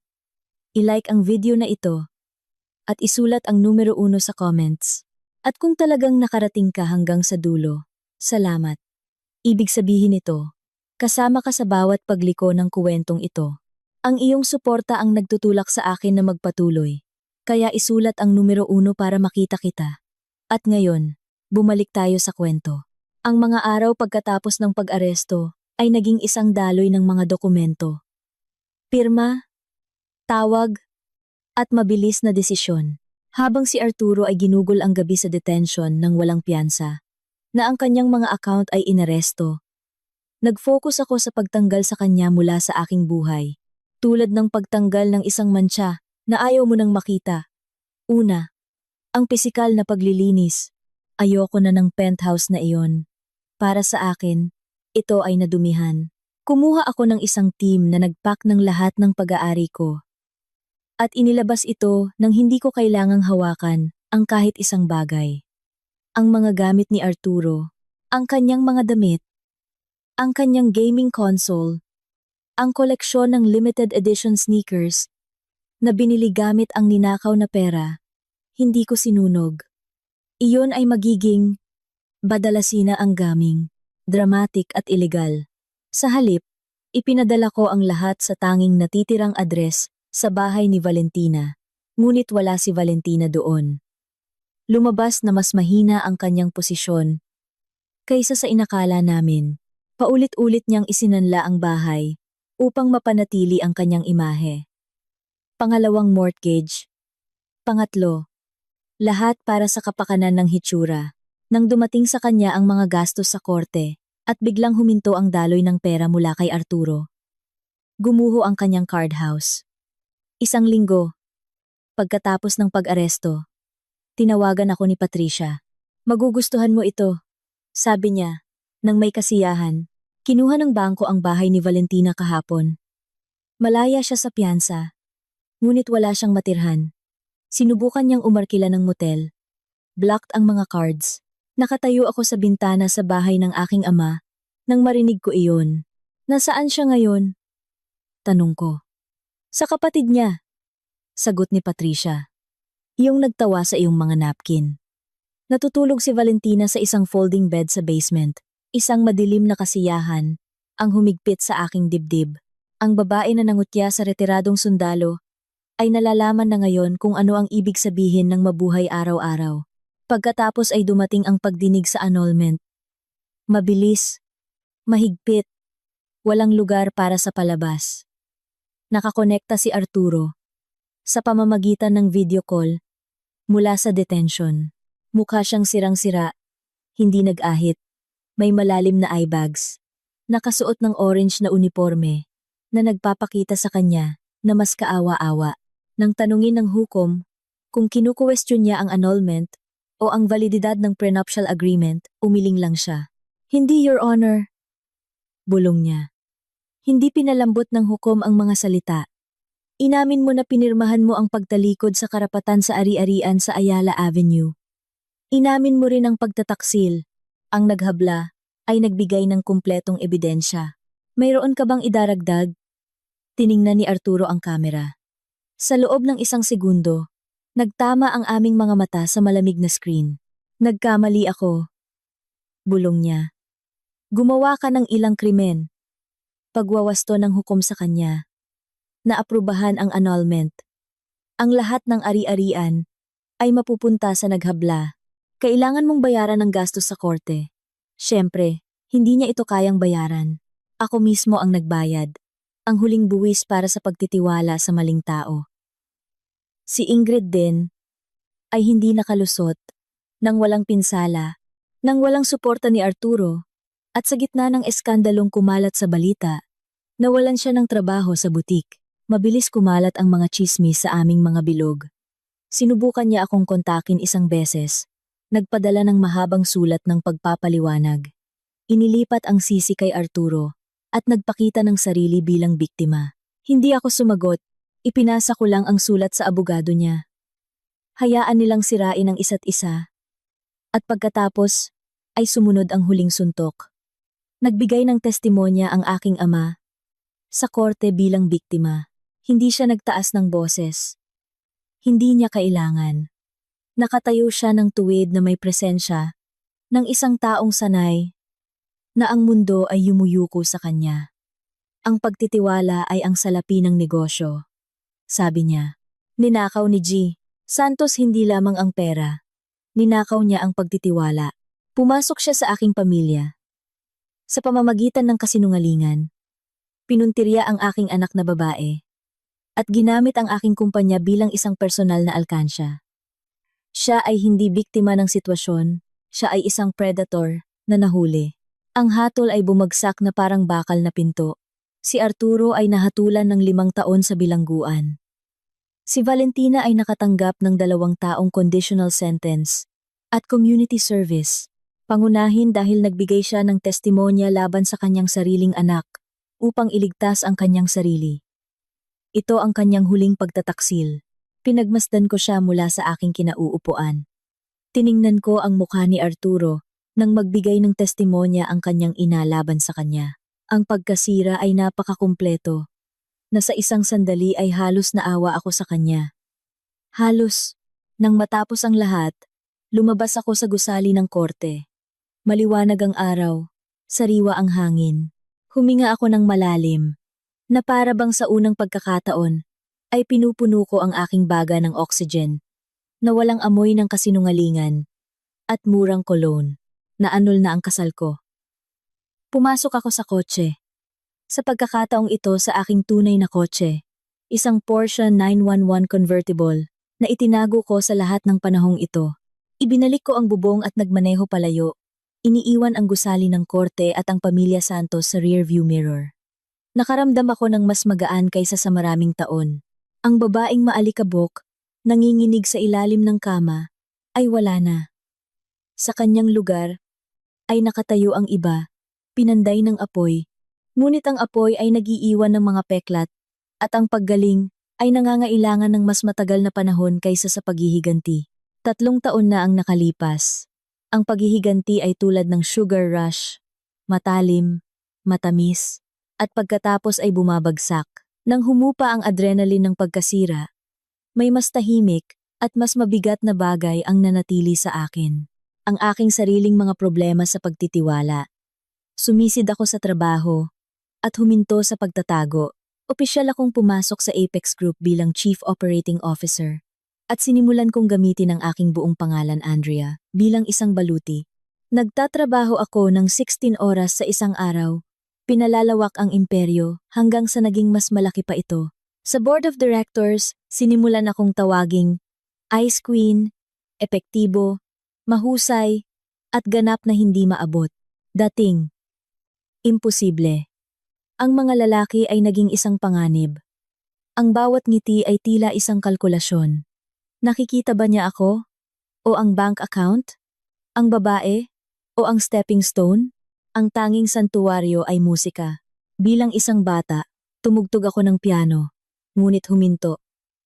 Nang makilala ko si Arturo, sinabi niya na ang classical ay boring. Ngayon, ginawa ko ang kabaligtaran. Bumili ako ng Steinway Grand Piano para sa aking bagong bahay, isang modernong glass sanctuary na nakatanaw sa ilog, malayo sa nadumihan na penthouse. Tuwing gabi, tumutugtog ako. Ibinubuhos ang galit, sakit, at kalungkutan sa mga Susi Chopin, Rachmaninoff, lahat ng nagpapahinga. Isang gabi, kinumbinsi ako ng aking ama na pumunta sa isang charity gala dinner para sa sining. Ayoko. Ayoko ng mga ganitong kaganapan. Mga plastik na ngiti, mamahaling champagne, mga taong nagbebenta ng mga ideya, bilang mga serbisyo. Sa loob lamang ng 1 oras, Andrea, sabi ng aking ama, habang inaayos ang kanyang tuksedo. Ito ay para sa symphony orchestra. Gusto mo ang orkestra, di ba? At pumunta ako. Nakatayo ako sa isang sulok na may mineral water. Tinitingnan ang aking email sa telepono at binibilang ang mga minuto hanggang sa makakaalis ako. Nang hindi nagmumukhang bastos, mukha kang mas gugustuhin mong magpabunot ng ngipin. Isang boses sa tabi ko ang nagsalita. Agad akong nanigas. Ang maskara ay bumalik sa lugar. Dahan-dahan akong lumingon. Siya ay matangkad, malapad ang balikat. Maayos ang suot niyang tuksedo. Malinaw na hindi ito bago. At sanay na siyang gamitin. Ang kanyang madilim na buhok ay medyo gusot, at ang kanyang amber na mga mata ay mainit. Sa katunayan, malamig kong sagot. Mas gusto ko ang isang audit. Masyadong matagal ang root canals. Taimtim siyang tumawa, kaya nagkaroon ng mga kulubot sa dulo ng kanyang mga mata. Mateo San Juan, sabi niya. Iniaabot ang kanyang kamay. Arkitekto na nagdisenyo ng bagong pakpak ng museo. At ngayon ay nagtatago ako mula sa isang sponsor na gustong pag-usapan ang feng shui ng mga palikuran. Kinamayan ko siya. Ang kapit ay matatag, mainit, magaspang, may kalyo, ang mga kamay ng isang taong nagtatrabaho, at hindi lamang pumipirma ng mga tseke. Andrea, sabi ko lang. Andrea, ulit niya, na para bang nilalasahan ang pangalan. Dahil nagtatago tayong dalawa, gusto mo bang makita ang isang bagay na hindi ka panipaniwala? Ang acoustics ng pangunahing bulwagan. Kapag walang tao, hindi ka panipaniwala. Sa kabila ng pagiging praktikal, sinundan ko siya. Pumasok kami sa bulwagan sa panahon ng intermission. Ang entablado ay walang tao. Maliban sa isang grand piano na nakatayo ng mag-isa, na para bang naghihintay ng isang tao. Sige, sabi ni Mateo. Itinuro ang instrumento. Nakita ko ang iyong mga daliri nang tumugtog ang quartet. Ikaw ay tumutugtog, di ba? Huminto ako sandali. Hindi pa ako nakakatugtog sa publiko sa loob ng maraming taon. Walang publiko dito. Ngumiti siya. Ikaw lang. At ang mga multo ni Mozart. Umupo ako. Inilagay ang aking mga kamay sa mga susi. At inilabas ang lahat ng nakakulong sa loob. Isang nocturne, puno ng pagkalungkot, sakit, isang bagay na matagal nang masakit, bago ko pa man siya makilala. Ang musika ay pinuno ang walang laman na bulwagan. Ito ay sumasalamin sa kahoy, umakyat sa mga dingding, at bumalik sa isang mainit na eko. Pinikit ko ang aking mga mata, at nakalimutan ang lahat. Ang panlilinlang, ang kahihiyan, ang takot, ang piano at ako lamang ang umiral. Nang matapos ako, ang katahimikan ay naging makapal at maganda. Idinilat ko ang aking mga mata. Tinitingnan ako ni Mateo. Hindi ang dekorasyon, hindi ang damit, kundi ako, ang aking mukha, parang may nakakita sa wakas kung ano ang nasa loob. Ito. Simula niya. Ang kanyang boses ay naging makapal sa emosyon. Ito ang pinakamalungkot at pinakamagandang bagay na narinig ko kailanman. Sino ang labis na nanakit sa iyo? Andrea, ang tanong ay tumama ng walang babala. Bigla akong tumayo, na para bang uminit ang sahig. Hindi mo iyan negosyo. Matalim kong sagot. Muling bumalik sa lugar ang mga pader. Kailangan ko nang umalis. Teka! Naabutan niya ako sa mga baitang ng entablado. Hayaan mo akong imbitahan ka sa hapunan. Isang tunay na hapunan. Hindi ang mga miniature canapé na ito. Hindi, sabi ko. Pinabilis ang aking lakad. Hindi kita iniimbitahan sa date. Sagot niya. Halos tumakbo. Para makahabol. Hinihiling ko na makilala ang isang taong kayang paiyakin ang piano. Huminto ako. Atalaama ka atalala ko. Balaaba atalala ko. Tiningnan ko siya sa mata. Mukha siyang tapat. Ngunit tapat din si Arturo. Kinuha ni Arturo ang aking maruming wallet. Ginawa niya ang tamang bagay ng daan-daang beses. Hanggang sa huminto siya. Hindi ko kaya, bulong ko. Hindi ko talaga kaya. Umalis ako sa gabing iyon. Tulad ni Cinderella. Ngunit sa halip na isang basag na tsinelas, nag-iwan ako ng unang bitak sa aking baluti. Hindi sumuko si Mateo. Hindi siya nagpadala ng bulaklak. Hindi siya nagpadala ng alahas. Kinabukasan, may dumating na package sa aking opisina. Isang bihirang koleksyon ng mga nota. Mga nakalimutang obra ng mga babaeng kompositor noong ika-19 na siglo. Ang tala ay nagsasaad. Para sa musikang walang kondisyon. Dinadaanan ko ang mga salitang ito gamit ang aking daliri. Walang kondisyon. At sa unang pagkakataon sa mahabang panahon, naisip ko, marahil lang, kaya kong luwagan ng kahit isang buckle.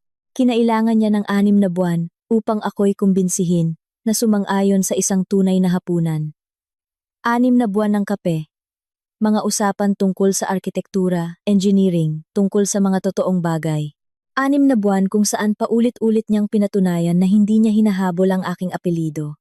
Sa unang 3 buwan, hindi niya alam kung sino ang aking ama. Akala niya isa lang akong top manager. At nang sa wakas ay nalaman niya na ako si Andrea Valderrama, ang tagapagmana ng Apex Group. Hindi siya natuwa. Nagalit siya. Ayos. Unggol niya. Habang nakasubsob ang noo sa lamesa ng cafe. Ngayon, kailangan kong mag-alala. Naiisipin ng lahat na ako ay isang money hunter. May ideya ka ba? Kung gaano kahirap bumili ng regalo sa kaarawan para sa isang babae na kayang bumili ng isang buong bansa? Hindi ko kailangan ng mga regalo. Sabi ko. Maingat na pinagmamasdan siya. Makakatanggap ka ng isang gawang kamay na bahay ibon. Bulong niya. Dahil iyon lang ang kaya kong gawin mismo at hindi mo kayang bilhin. At ginawa nga niya. Ginawa niya ang isang bahay ibon para sa akin. Ito ay medyo kurbado. Hindi pantay ang pintura. At gayon paman, Inilagay ko ito sa mantelpiece, sa tabi ng mga bagay na napakamahal na. Sa tabi nito, biglang nawalan ng halaga ang mga ito. Ang maliit na bahay ibon na iyon ang naging pinakamahalagang bagay sa silid. Ang tunay na pagsubok ay naghintay sa akin nang iminungkahi niya na ipakilala ako sa kanyang pamilya. Natakot ako. Inaasahan kong makita ang isa pang Valentina. Inaasahan ko ang paghuhusga na tinakpan ng ngiti o panunukso na may nakatagong intensyon. Ngunit ang pamilya ni Mateo ay nakatira sa isang maingay at magulo na bahay sa labas ng lungsod. Ang kanyang ina ay dating guro. Ang kanyang ama ay isang mekaniko ng kotse. Pinutol nila ang isa't isa. Sabay-sabay silang nagsasalita. Malakas na tumatawa. At nagyayapos na.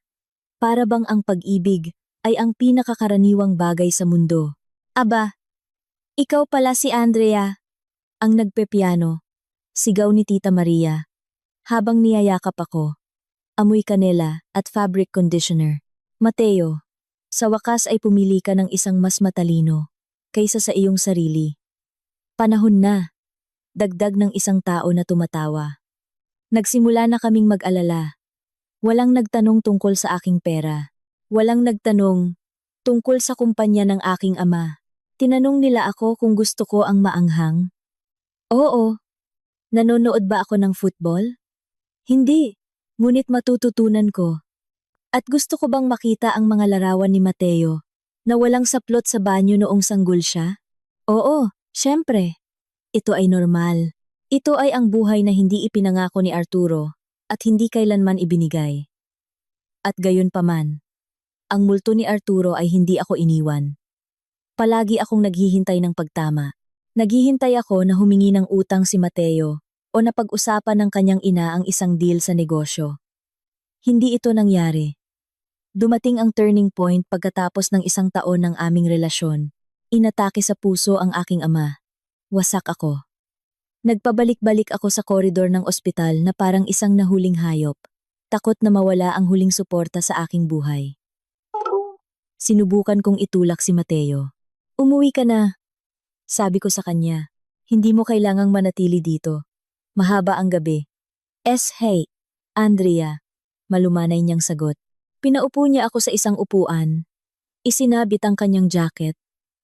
Sa aking mga balikat, pumunta sa vending machine at bumalik na may kakilakilabot na kape at umupo siya sa tabi ko. Hawak ang aking kamay sa loob ng 12 oras ng tuloy-tuloy.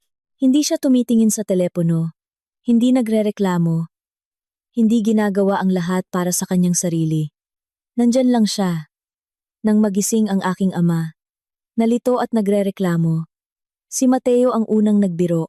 Don Victor, nagpakasakit kayo para lang hindi ninyo kami makalaro ng golf sa susunod na linggo. Tumawa ang aking ama. Mahina, ngunit tumawa. Tiningnan niya si Mateo. Pagkatapos ay ako.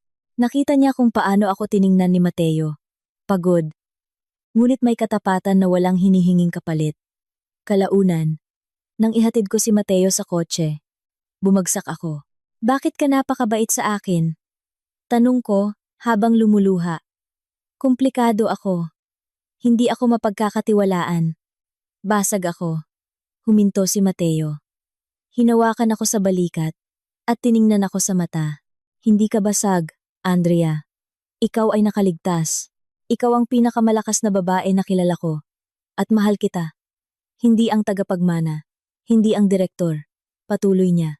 Mahal ko ang babae na nagtatago sa ilalim ng kama para biruin ang kanyang asawa. Dahil mayroon siyang mapaglarong puso. Mahal ko ang babae na tumutugtog ng malungkot na melodies sa piano. Mahal kita, nang gilalas ako. Hindi ko kailanman sinabi sa kanya tungkol sa kama. Paano mo nalaman? Bulong ko. Nagsasalita ka sa pagtulog mo. Ngumiti siya nang may kahihiyan. May tungkol sa alikabok sa ilalim ng kama at mga biyenan. Tumawa ako sa gitna ng aking mga luha. Tunay na tumawa. Pagkatapos ng 10 taon mula ng gabing iyon, nag-propose si Mateo sa akin. Walang flash mob. Walang katawa-tawa na diamante. Isang ordinaryong Martes. Nagluluto kami ng hapunan. May hawak siyang kahoy na kutsara. Pakasalan mo ako, sabi niya. At agad, na para bang kailangan niyang linawin ang lahat. Pinirmahan ko na ang prenuptial agreement. Nasa Patricia ito. Sinasabi doon na aalis ako kasama ang aking pinagmulan, kasama ang aking mga instrumento, at ang aking hitsura. Ikaw lang ang gusto ko. Hinanap ko sa kanyang mukha ang isang panlilin lang. Isang nakatagong kalkulasyon. Ang maliit na print. Wala. Tanging pag-ibig. Oo. Sabi ko. Ngunit ang bahay ibon ay mananatili sa akin. Ang buhay ay may paraan ng pagbuo ng mga bilog. Kapag akala mo ay matagal mo na silang iniwan. 5 taon na ang nakalipas. Mula ng annulment. Ako ay 35 taong gulang. Kasal kami ni Mateo, at nabubuhay sa boring na kaligayahan, sa pinakamabuting kahulugan, kalmado, matatag, totoo. Nagkaroon kami ng isang anak na babae, si Anya, 2 taong gulang, na may matigas na panga ng aking ama, at amber na mga mata ni Mateo. Isang maulan na araw, lumabas ako sa headquarters ng Apex Group. Naghihintay ang driver na may payong, ngunit huminto ako. Sa pasukan ng parking lot, may isang babae na nakikipagtalo sa security. Mukha siyang matanda, mas matanda, kaysa sa dapat. Kulay abo ang kanyang buhok, manipis ang kanyang damit, at may hawak na balde ng panlinis. Kailangan ko lang siyang kausapin. Sigaw niya sa malat na boses. Nakilala ko ang boses na iyon. Wala na rito ang dating awtoridad at pagiging matalas, ngunit hindi pa rin ito matutularan. Valentina Gomez. Bulalas ko. Lumingon siya. Payat ang kanyang mukha. Malalim na kulubot ang pumutol sa balat sa paligid ng kanyang bibig. At nang makita niya ako, na nakasuot ng isang perpektong suit, puno ng lakas at tagumpay, bumagsak ang kanyang mga balikat. Andrea. Hiyaw niya. Tumango ako sa guwardiya. Ayos lang, Stepan. Lumapit ako kay Valentina. Pinanatili ang distansya. Ano ang kailangan mo? Tanong ko. Kung dumating ka para linisin ang back service entrance. Malupit iyon. Oo, ngunit ang babaeng ito ay nagplano na iwanan ako ng walang tahanan. Hindi ako nagtatrabaho. Sabi niya na nanginginig ang mga kamay. Nandito ako para magmakaawa. Si Valentina, nagmamakaawa. Ang kabalintunaan ay halos hindi ko kayang tiisin. Nagmamakaawa. Para saan? Tanong ko. Hindi pinalambot ang aking boses. Hirap siyang lumunok. Ibinaba ang kanyang tingin sa kanyang punit-punit na sapatos, na parang umaasa na makatago roon. Tungkol sa bata. Si Glenn. Sino si Glenn? Ang anak ni Arturo. Mahinang sabi niya. Ang anak ni Ingrid. Siya ay 5 taong gulang. Umalis si Ingrid. 2 taon na ang nakakaraan. Nakilala niya ang isang truck driver at iniwan niya sa akin. Sabi niya ayaw niya ng abala. Iniwan ni Ingrid ang kanyang sariling anak. Hindi ito nakakagulat sa akin. Ngunit ang sumunod ay nagpakulubot sa aking dibdib. At may sakit siya. Idinagdag ni Valentina. Nabasag ang kanyang boses. May leukemia si Glenn. Wala kaming siguro. Ang gobyerno ay sumasakop lamang ng bahagi. Kailangan niya ng espesyalista. Kailangan niya ng tulong. Tiningnan niya ako. At sa unang pagkakataon, nakakita ako ng tunay na luha.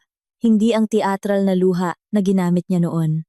Ito ay luha ng isang lola na nanonood ng isang bata na unti-unting namamatay. Si Arturo ay nasa bilangguan pa rin. Patuloy niya. Wala siyang magawa. Naglilinis ako ng mga bahay, ngunit hindi ito sapat. Alam kong kinamumuhian mo kami. Alam kong karapat-dapat kami dito. Ngunit si Glenn ay inosente. Bata lang siya. Nakatayo ako sa ulan. Nakikinig sa pagpatak ng tubig sa payong. Tiningnan ko siya. Sirang-sira, lumiliit, at sa aking isipan, tulad ng isang lumang lason, lumitaw ang pariralang iyon. Mula sa gabi, sa ilalim ng kama. Wala siyang ideya. Ito ay isang magandang palabas lamang. Isang alo ng galit ang bumangon sa akin. Bakit ko siya tutulungan? Ang bata ay isang buhay na patunay ng pagtataksil. Mga sugat na may pangalan at mukha. At pagkatapos ay naisip ko si Anya, ang aking anak na babae, natutulog sa bahay, malusog, mainit, at ligtas. Naalala ko ang aking ina, namatay na may basag na puso, at gayon pa man ay hindi binitawan ang kabaitan. Hindi kita bibigyan ng pera, direkta kong sinabi. Kumurap si Valentina, na para bang iyon mismo ang inaasahan niya. Hindi kita bibigyan ng pera, ulit ko, dahil hindi ako nagtitiwala sa iyo. Ngunit sabihin mo sa akin ang pangalan ng ospital. City Children's Clinical Hospital. Bulong niya. Tumango ako, hindi inaalis ang tingin sa kanya.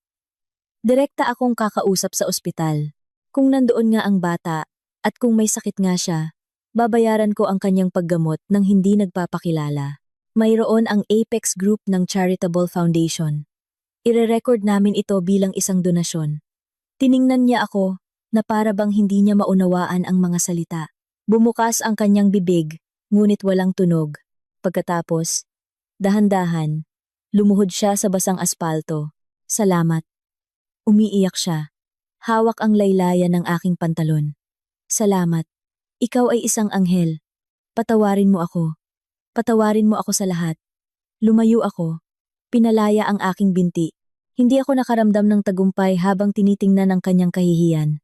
Tanging isang mapait na awa. Tumayo ka, Valentina, sabi ko. Hindi ako anghel. Ako ay isang ina lamang. At tungkol kay Arturo, walang sinabi. Ayoko siyang malaman. Pinunasan niya ang kanyang ilong ng kanyang manggas. Nagtatanong siya tungkol sa iyo. Nagsusulat ng mga liham. Hindi mo kailanman sinasagot. Sinusunog ko ang mga ito. Sagot ko. Tumalikod ako. Paalam, Valentina. Naglakad ako papunta sa kotse. At nang umupo ako sa leather seat, may bumitiw sa loob ko. Hindi ito pagpapatawad. Ito ay iba. Ang katiyakan na hindi ko hahayaan ang kanilang kadiliman. Nalasonin ako.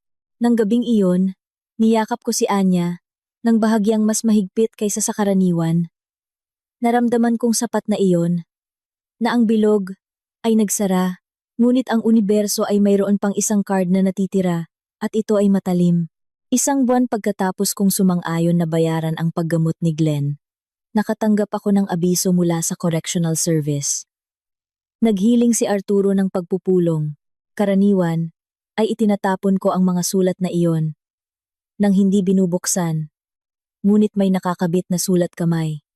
Isang nakababahalang sulat na nagpatindig ng aking balahibo tungkol kay Glenn at kung bakit hindi ka kailanman nagbuntis. Kailangan mong malaman ito. Nanlamig ang aking dugo. Sa panahon ng aming kasal, at matagal bago iyon, hindi kami kailanman gumamit ng proteksyon. Gusto ko ng anak. Buwan-buwan akong umiiyak kapag negatibo na naman ang pregnancy test. Hinahaplos ni Arturo ang aking buhok at sinasabing, mangyayari ang lahat sa tamang panahon. Pumunta ako sa maximum security prison. Abuhin ng mga pader. Amoy ng matapang na panlinis at kawalan ng pag-asa. Umupo ako sa harap ng makapal na salamin. Dinala nila siya. Mukhang tumanda si Arturo ng 20 taon, na panipis na buhok, maputlang balat, at halatang paika-ika maglakad.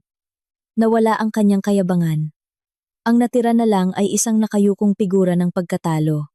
Kinuha niya ang telepono. Kinuha ko rin ang akin. Andrea, paus niyang sinabi. Napakaganda mo. Masaya ako, Arturo. Sagot ko. Naging taong hindi mo kailanman ginustong maging ako. Alam ko ang tungkol kay Glenn. Sinabi sa akin ng iyong ina. Ginawa ko ito para sa bata. Hindi para sa iyo. Tumango siya. Hindi nakipagtalo. Alam ko. Wala akong gaanong oras. Pumunta ako para sabihin sa iyo ang isang bagay. Hindi sapat ang paghingi ng tawad. Ngunit kailangan kong linisin ang aking konsensya. Huminga siya ng malalim. Humigpit ang hawak ko sa telepono. Oo, hindi ka baog, Andrea. Sabi niya. Pinilit ako ng aking ina. Tila naiwan ng hangin sa aking dibdib. Anong ginawa? Lumunok siya. na parang kinakamot siya ng mga salita mula sa loob. Dinudurog niya ang mga emergency contraceptive pills at inihahalo ang mga ito sa iyong mga smoothie. Yung mga ginagawa niya tuwing linggo. O kaya pinapalitan niya ang iyong mga bitamina ng mga pekeng tableta. Umikot ang silid. Ang sahig ay tila gumagalaw ng mabagal at nakakahilo. Bakit? Bulong ko. Dahil sinabi niya, kung mabubuntis ka, mas magiging mahirap ang diborsiyo. Sagot niya. Ang bata ay magtatali sa atin ng 18 taon. Gusto niya ng malinis na paghihiwalay. Pagkatapos makuha ang penthouse, huminto siya. At ang sumunod na sinabi niya ay mas malala pa. At sinabi niya na hindi tayo maaaring makipagsapalaran na magkaroon ng anak na may halong genes mo sa aming lahi. Gusto niya si Ingrid ang magluwal ng tagapagmana. Sinakluban ako ng matinding pagduduwal na halos himatayin ako. Hindi lang iyon kasakiman, iyon ay pandarahas. Nakialam sila sa aking katawan nang hindi ako hinahawakan. Nilalason ako mula sa loob para hindi ako mabuntis. Habang umiiyak ako sa balikat ni Arturo. Dahil sa kawalan ko ng kakayahang magkaanak, nag-init ang aking mga mata hindi dahil sa lungkot, kundi dahil sa matinding galit. At hinayaan mong mangyari iyon? Singhal ko. Hinayaan mo silang gawin iyon sa akin. Umiyak si Arturo. Naging mahina ako. Natakot ako sa kanya. At naging sakim ako. Patawarin mo ako, Andrea. Pero tingnan mo. Isa itong biyaya, hindi ba? Isipin mo. Kung nagkaroon tayo ng anak, matatali ka na sa akin habang buhay. Pero ngayon, malaya ka na. May iba ka ng buhay.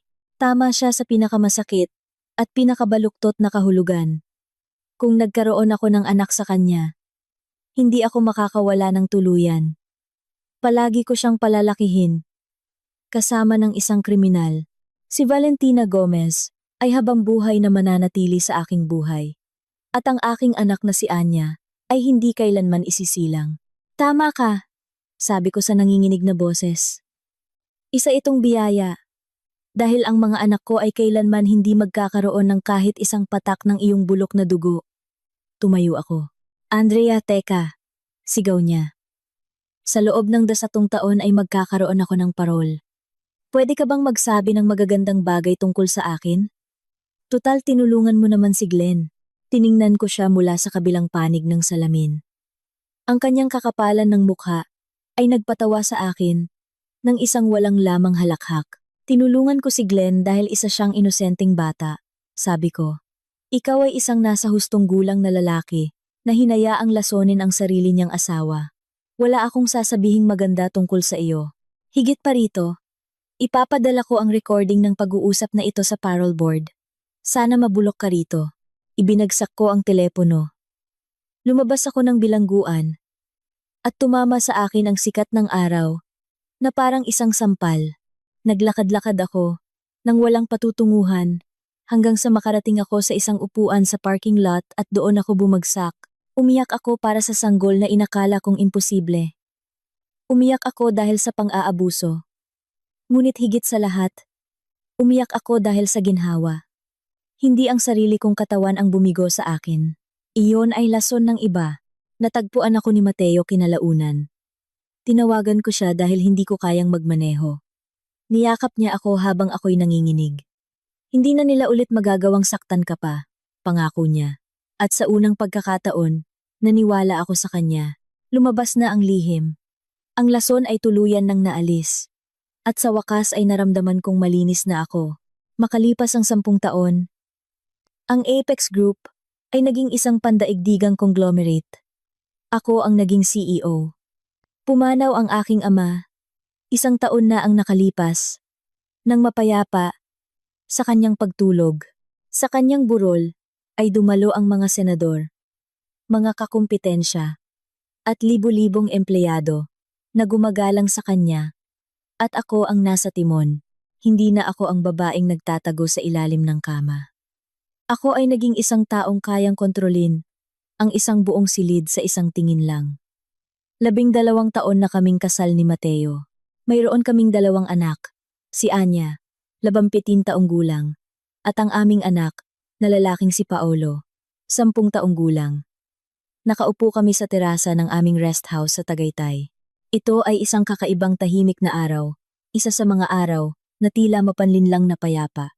Ma, sabi ni Anya, hindi inaalis ang tingin sa kanyang telepono. Siya ay maganda, matalino, at may pagkaromantika na nananakot sa akin. Dahil masyado siyang nagpapaalala sa aking sarili noong aking kabataan. Pwede ko bang imbitahan si Carlo ngayong weekend?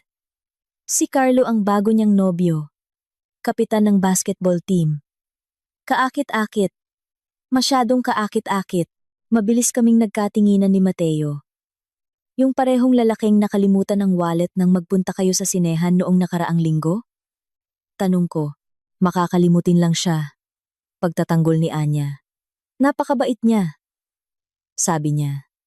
Gusto niya na hindi ako mukhang pera tulad ng ibang babae. Tumunog ang lahat ng alarma sa utak ko. Gusto niya na hindi ako mukhang pera. Ang parehong linya, ang mismong linyang ginagamit ng mga maninila sa simula.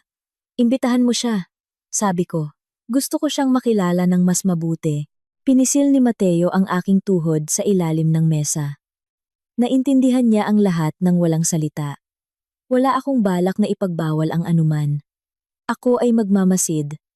Susuriin siya. Nang dumating si Carlo ng weekend na iyon, magalang siya, masyadong magalang. Pinuri niya ang aming bahay, mga kotse, mga likhang sining, at lalong naging magiliw kay Mateo. Nagtatanong tungkol sa architectural firm nang may labis na interes sa profit margin, sa mga numero, at kung paano tumatakbo ang negosyo. Sa oras ng hapunan, nagpa siya akong gumawa ng isang eksperimento. Carlo, sabi ko, na parang kaswal lang. Sabi ni Anya, naghahanap ka raw ng summer internship. Opo, Tita Andrea. Ngumiti siya. Nagpapakita ng kanyang perpektong mga ngipin. Ikalulugod ko po sanang matuto. Mula sa pinakamagagaling. Marahil sa Apex Group. Kung ganon. Sabi ko, meron kaming bakante ngayon. Fieldwork. Pagbuhos ng semento. Simula alas 5 ng umaga. Minimum wage. Pero humuhubog ng pagkatao. Kung mapapatunayan mo ang sarili mo. Sa susunod na tag-init, mag-uusap tayo tungkol sa opisina. Maingat akong nagmasid. Nanginig ang kanyang ngiti. Nawala ang kislap sa kanyang mga mata. Ah, sabi niya. Tinitikhap ang kanyang lalamunan. Naisip ko po sana ay sa strategy o marketing. Hindi po talaga ako pang physical labor. Ang estratehiya ay itinatayo rin mula ibaba pataas. Dagdag ni Mateo. Humihigop ng alak. 3 taon akong nagbuhat ng mga materyales bago ako humawak ng mga blueprint. Tiningnan ni Carlo si Anya na may halong gulat at inis. Babe, hindi ba't sinabi mong kayang ibigay ng mama mo ang mas magandang posisyon para sa akin? Ang pagbubuhos ng semento ay medyo mababa sa aking antas, hindi ba? Natigilan si Anya. At doon bumagsak sa mesa ang boses ng aking ama na parang isang bato. Mababa sa antas mo. Nagbuhos ako ng semento. Nagtayo ng mga pader ang aking ama. Gamit ang kanyang sariling mga kamay. Kinakabahang tumawa si Carlo. Sinusubukang ayusin ang sitwasyon. Ay, opo. Pero kailangan po nila iyon. Tayo po. Alam nyo na. Nabibilang tayo sa elite. Naging makapal ang katahimikan. Mabigat.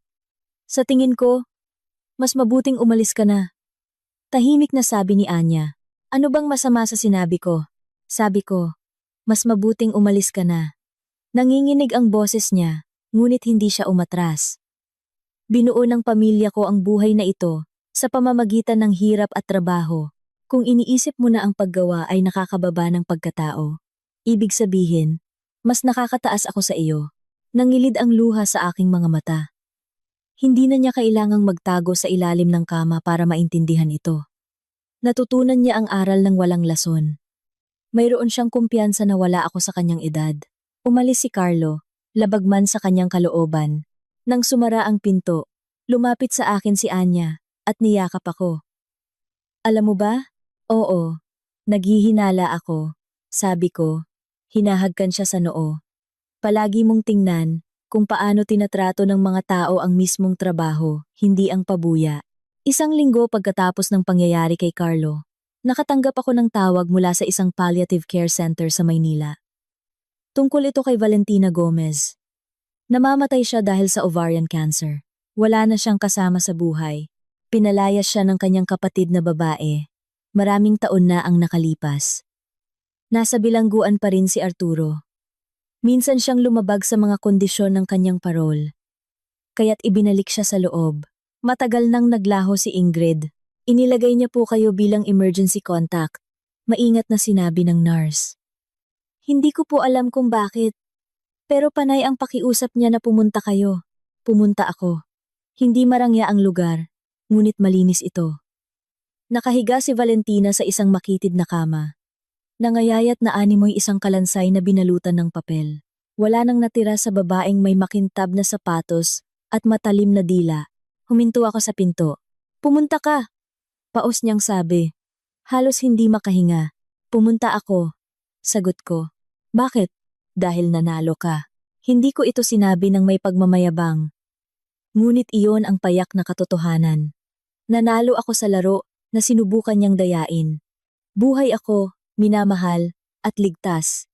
Siya ay namamatay ng nag-iisa. Tuyong tumawa si Valentina. At ang kanyang pagtawa ay nauwi sa pag-ubo. Oo, nanalo ka. Mas matalino ka pala kaysa sa inakala ko. Akala ko, mabait ka lang. Hindi ko alam na ang kabaitan pala ay maaaring magkaroon ng pangil. Ang mabubuting tao ay natututong magpatubo ng pangil, sabi ko. Kundi, sila ang lalamunin. Ipinikit niya ang kanyang mga mata ng sandali. Si Glenn! Maayos na siya. Bulong niya. Nakapagtapos na siya ng kolehiyo. Isa na siyang nurse ngayon. Alam niyang ikaw ang nagbayad ng lahat. Tinatawag kanyang guardian angel. Alam ko. Sabi ko. Sinusubaybayan ko ang buhay niya. Si Arturo. Bulong niya. Na tila may bigat na 1 tonelada ang pangalan. Isa siyang hangal. Sinira ko siya. Gusto ko siyang kontrolin at ginawa ko siyang mahina. Sa sobrang hirap. Iminulat niya ang kanyang mga mata. At sinubukan ko rin iyon sa iyo. Hindi ka nagtagumpay. Sabi ko. Itinuro niya ang bedside table gamit ang nanginginig na kamay. May ibibigay ako sa iyo. Isang liham. Huwag mong bubuksan hanggat hindi pa ako nawawala. Kinuha ko ang sobre. Magaan lang ito. Andrea. Nanghihina ang kanyang boses. Natatakot ako. Tiningnan ko siya. Ang babaeng humamak sa akin. Nilason ako. Tinangkang nakawin ang aking kinabukasan. Kinamuhian ko siya. Ngunit hindi ko maaaring hayaang mamatay ang isang tao sa takot. Lumapit ako at hinawakan ang kanyang kamay. Malamig ito. Ipikit mo na ang iyong mga mata, Valentina. Tahimik kong sinabi. Tapos na ang lahat. Bumitaw ka na. Hinawakan niya ng mahigpit ang kamay ko taglay ang hindi inaasahang lakas. Isang luha ang pumatak mula sa kanyang mata. At pagkatapos ay lumambot ang kanyang kamay. Naging isang tuwid na linya ang monitor. Wala na siya. Lumabas ako sa koridor at binuksan ang liham. Sa loob ay may isang pirasong papel. At isang lumang kupasing na litratong Polaroid. Si Arturo, nasanggol pa lamang, na nasa kandungan ni Valentina.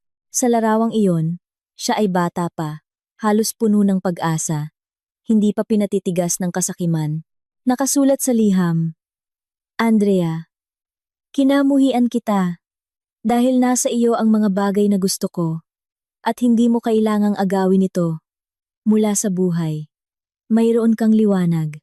Sinubukan ko itong kunin mula sa iyo. At sa huli ay sinunog ko ang aking sarili. Ikaw ang pinakamagandang bagay na nangyari sa aking anak. Ngunit pinilit ko siyang mawala ka. Wala akong iniiwan sa iyo. Dahil wala akong anumang pag-aari. Ngunit iniiwan ko ang katotohanan ito. Hindi ka lang basta nakaligtas mula sa akin. Nahigitan mo ako. Pakisabi kay Glenn na maging isang mabuting tao. Tiniklop ko ang papel. Hindi ako nakaramdam ng pagdiriwang. Nakaramdam ako ng kapayapaan. Binayaran ko ang kanyang cremation at ipinadala ang mga abo sa bilangguan upang matanggap ito ni Arturo. Iyon ang huling bagay na ginawa ko para sa pamilyang iyon. Ngayon ay nandito na naman kami sa aming bahay bakasyunan malapit sa dagat. Ang hapon ay unti-unti nang nagiging gabi. Ang kalangitan ay nakulayan ng matitingkad na kahel at malalambot na lila. Nakaupo ako sa terasa habang may hawak na isang baso ng aged wine. Ang klase ng alak na ipagpapalit sana ni Valentina Gomez ng kanyang kaluluwa. Sa ibaba sa buhanginan, sinusubukan ni Mateo na turuang magpalipad ng saranggola si Paulo. Si Anya naman ay nakahiga sa isang tuwalya at nagbabasa, parang isang mas batang bersyon ng aking sarili. Ngunit may mas matibay na paninindigan. Buo na ang buhay ko. Maingay, magulo, at ito ay totoo. Iniisip ko ang gabing iyon. Halos 20 taon na ang nakalipas. Ang alikabok sa ilalim ng kama, ang amoy ng kahoy na sahig, ang nakakaduruging bigat ng pagtataksil. Naaalala ko ang sandaling halos manatili ako roon. Sa segundong iyon sa dilim na naisip kong, baka pwede ko pang ayusin ang lahat, baka kung mamahalin ko siya ng sapat, pipiliin niya ako, sa halip na ang pera. Salamat sa Diyos at hindi ko pinakinggan ang boses na iyon. Salamat sa Diyos, pinili ko ang galit. Salamat sa Diyos, pinili ko ang digmaan. Madalas akong tinatanong, kung paano ako muling natutong magtiwala, kung paano ko nagawang mahalin si Mateo, nang hindi binubusisi ang mga bulsa niya para maghanap ng mga resibo. Tinuruan ako ng dilim, kung paano makilala ang liwanag. Tinuruan ako ni Arturo, kung ano ang hindi pag-ibig. Ang pag-ibig ay hindi isang transaksyon. Ang pag-ibig ay hindi isang lihim na plano. Ang pag-ibig ay hindi isang pagtatangka na patayin ang ilaw ng iba para hindi sila lumiwanag ng higit pa sa iyo. Ang pag-ibig ay si Mateo, na inukit ang isang tabinging bahay ibon, gamit ang kanyang sariling mga kamay. Ang pag-ibig ay ang aking ama, na nakatayo sa korte, at ipinagtatanggol ang aking pangalan. Ang pag-ibig ay ako, na nagbabayad ng chemotherapy para sa isang batang may sakit, kahit na dinurog ako ng kanyang ama mula sa loob. Ang pag-ibig ay nasa gawa. Ibinaba ko ang baso ko at lumapit sa barandilya. Inangat ni Mateo ang kanyang ulo mula sa dalampasigan at kumaway. Andrea, tingnan mo, lumipad na. Ang saranggola ay hinuli ng hangin, lumaban sa pagpigil, at tumaas ng tumaas hanggang sa makahanap ng sapat na puwersa upang manatili roon, sumasayaw sa gitna ng mga ulap. Nakikita ko! Sigaw ko pabalik. Napakaganda. Ang pangalan ko ay Andrea Valderrama. Ako ay isang ina. Ako ay isang CEO. Ako ay isang asawa. At ako ay isang babae na tumangging maging katawa-tawa sa kwento ng ibang tao. Salamat sa pakikinig sa aking kwento. Salamat sa paglalakbay kasama ko mula sa maalikabok na sahig ng isang honeymoon suite patungo sa paglubog ng araw ng isang mapayapang buhay. At tandaan, gaano man kadilim ang nasa ilalim, laging may daang palabas. Kailangan mo lamang na mag-ipon ng sapat na tapang para buksan ang pinto. Ingatan ninyo ang inyong mga sarili. Karapat-dapat kayo dyan.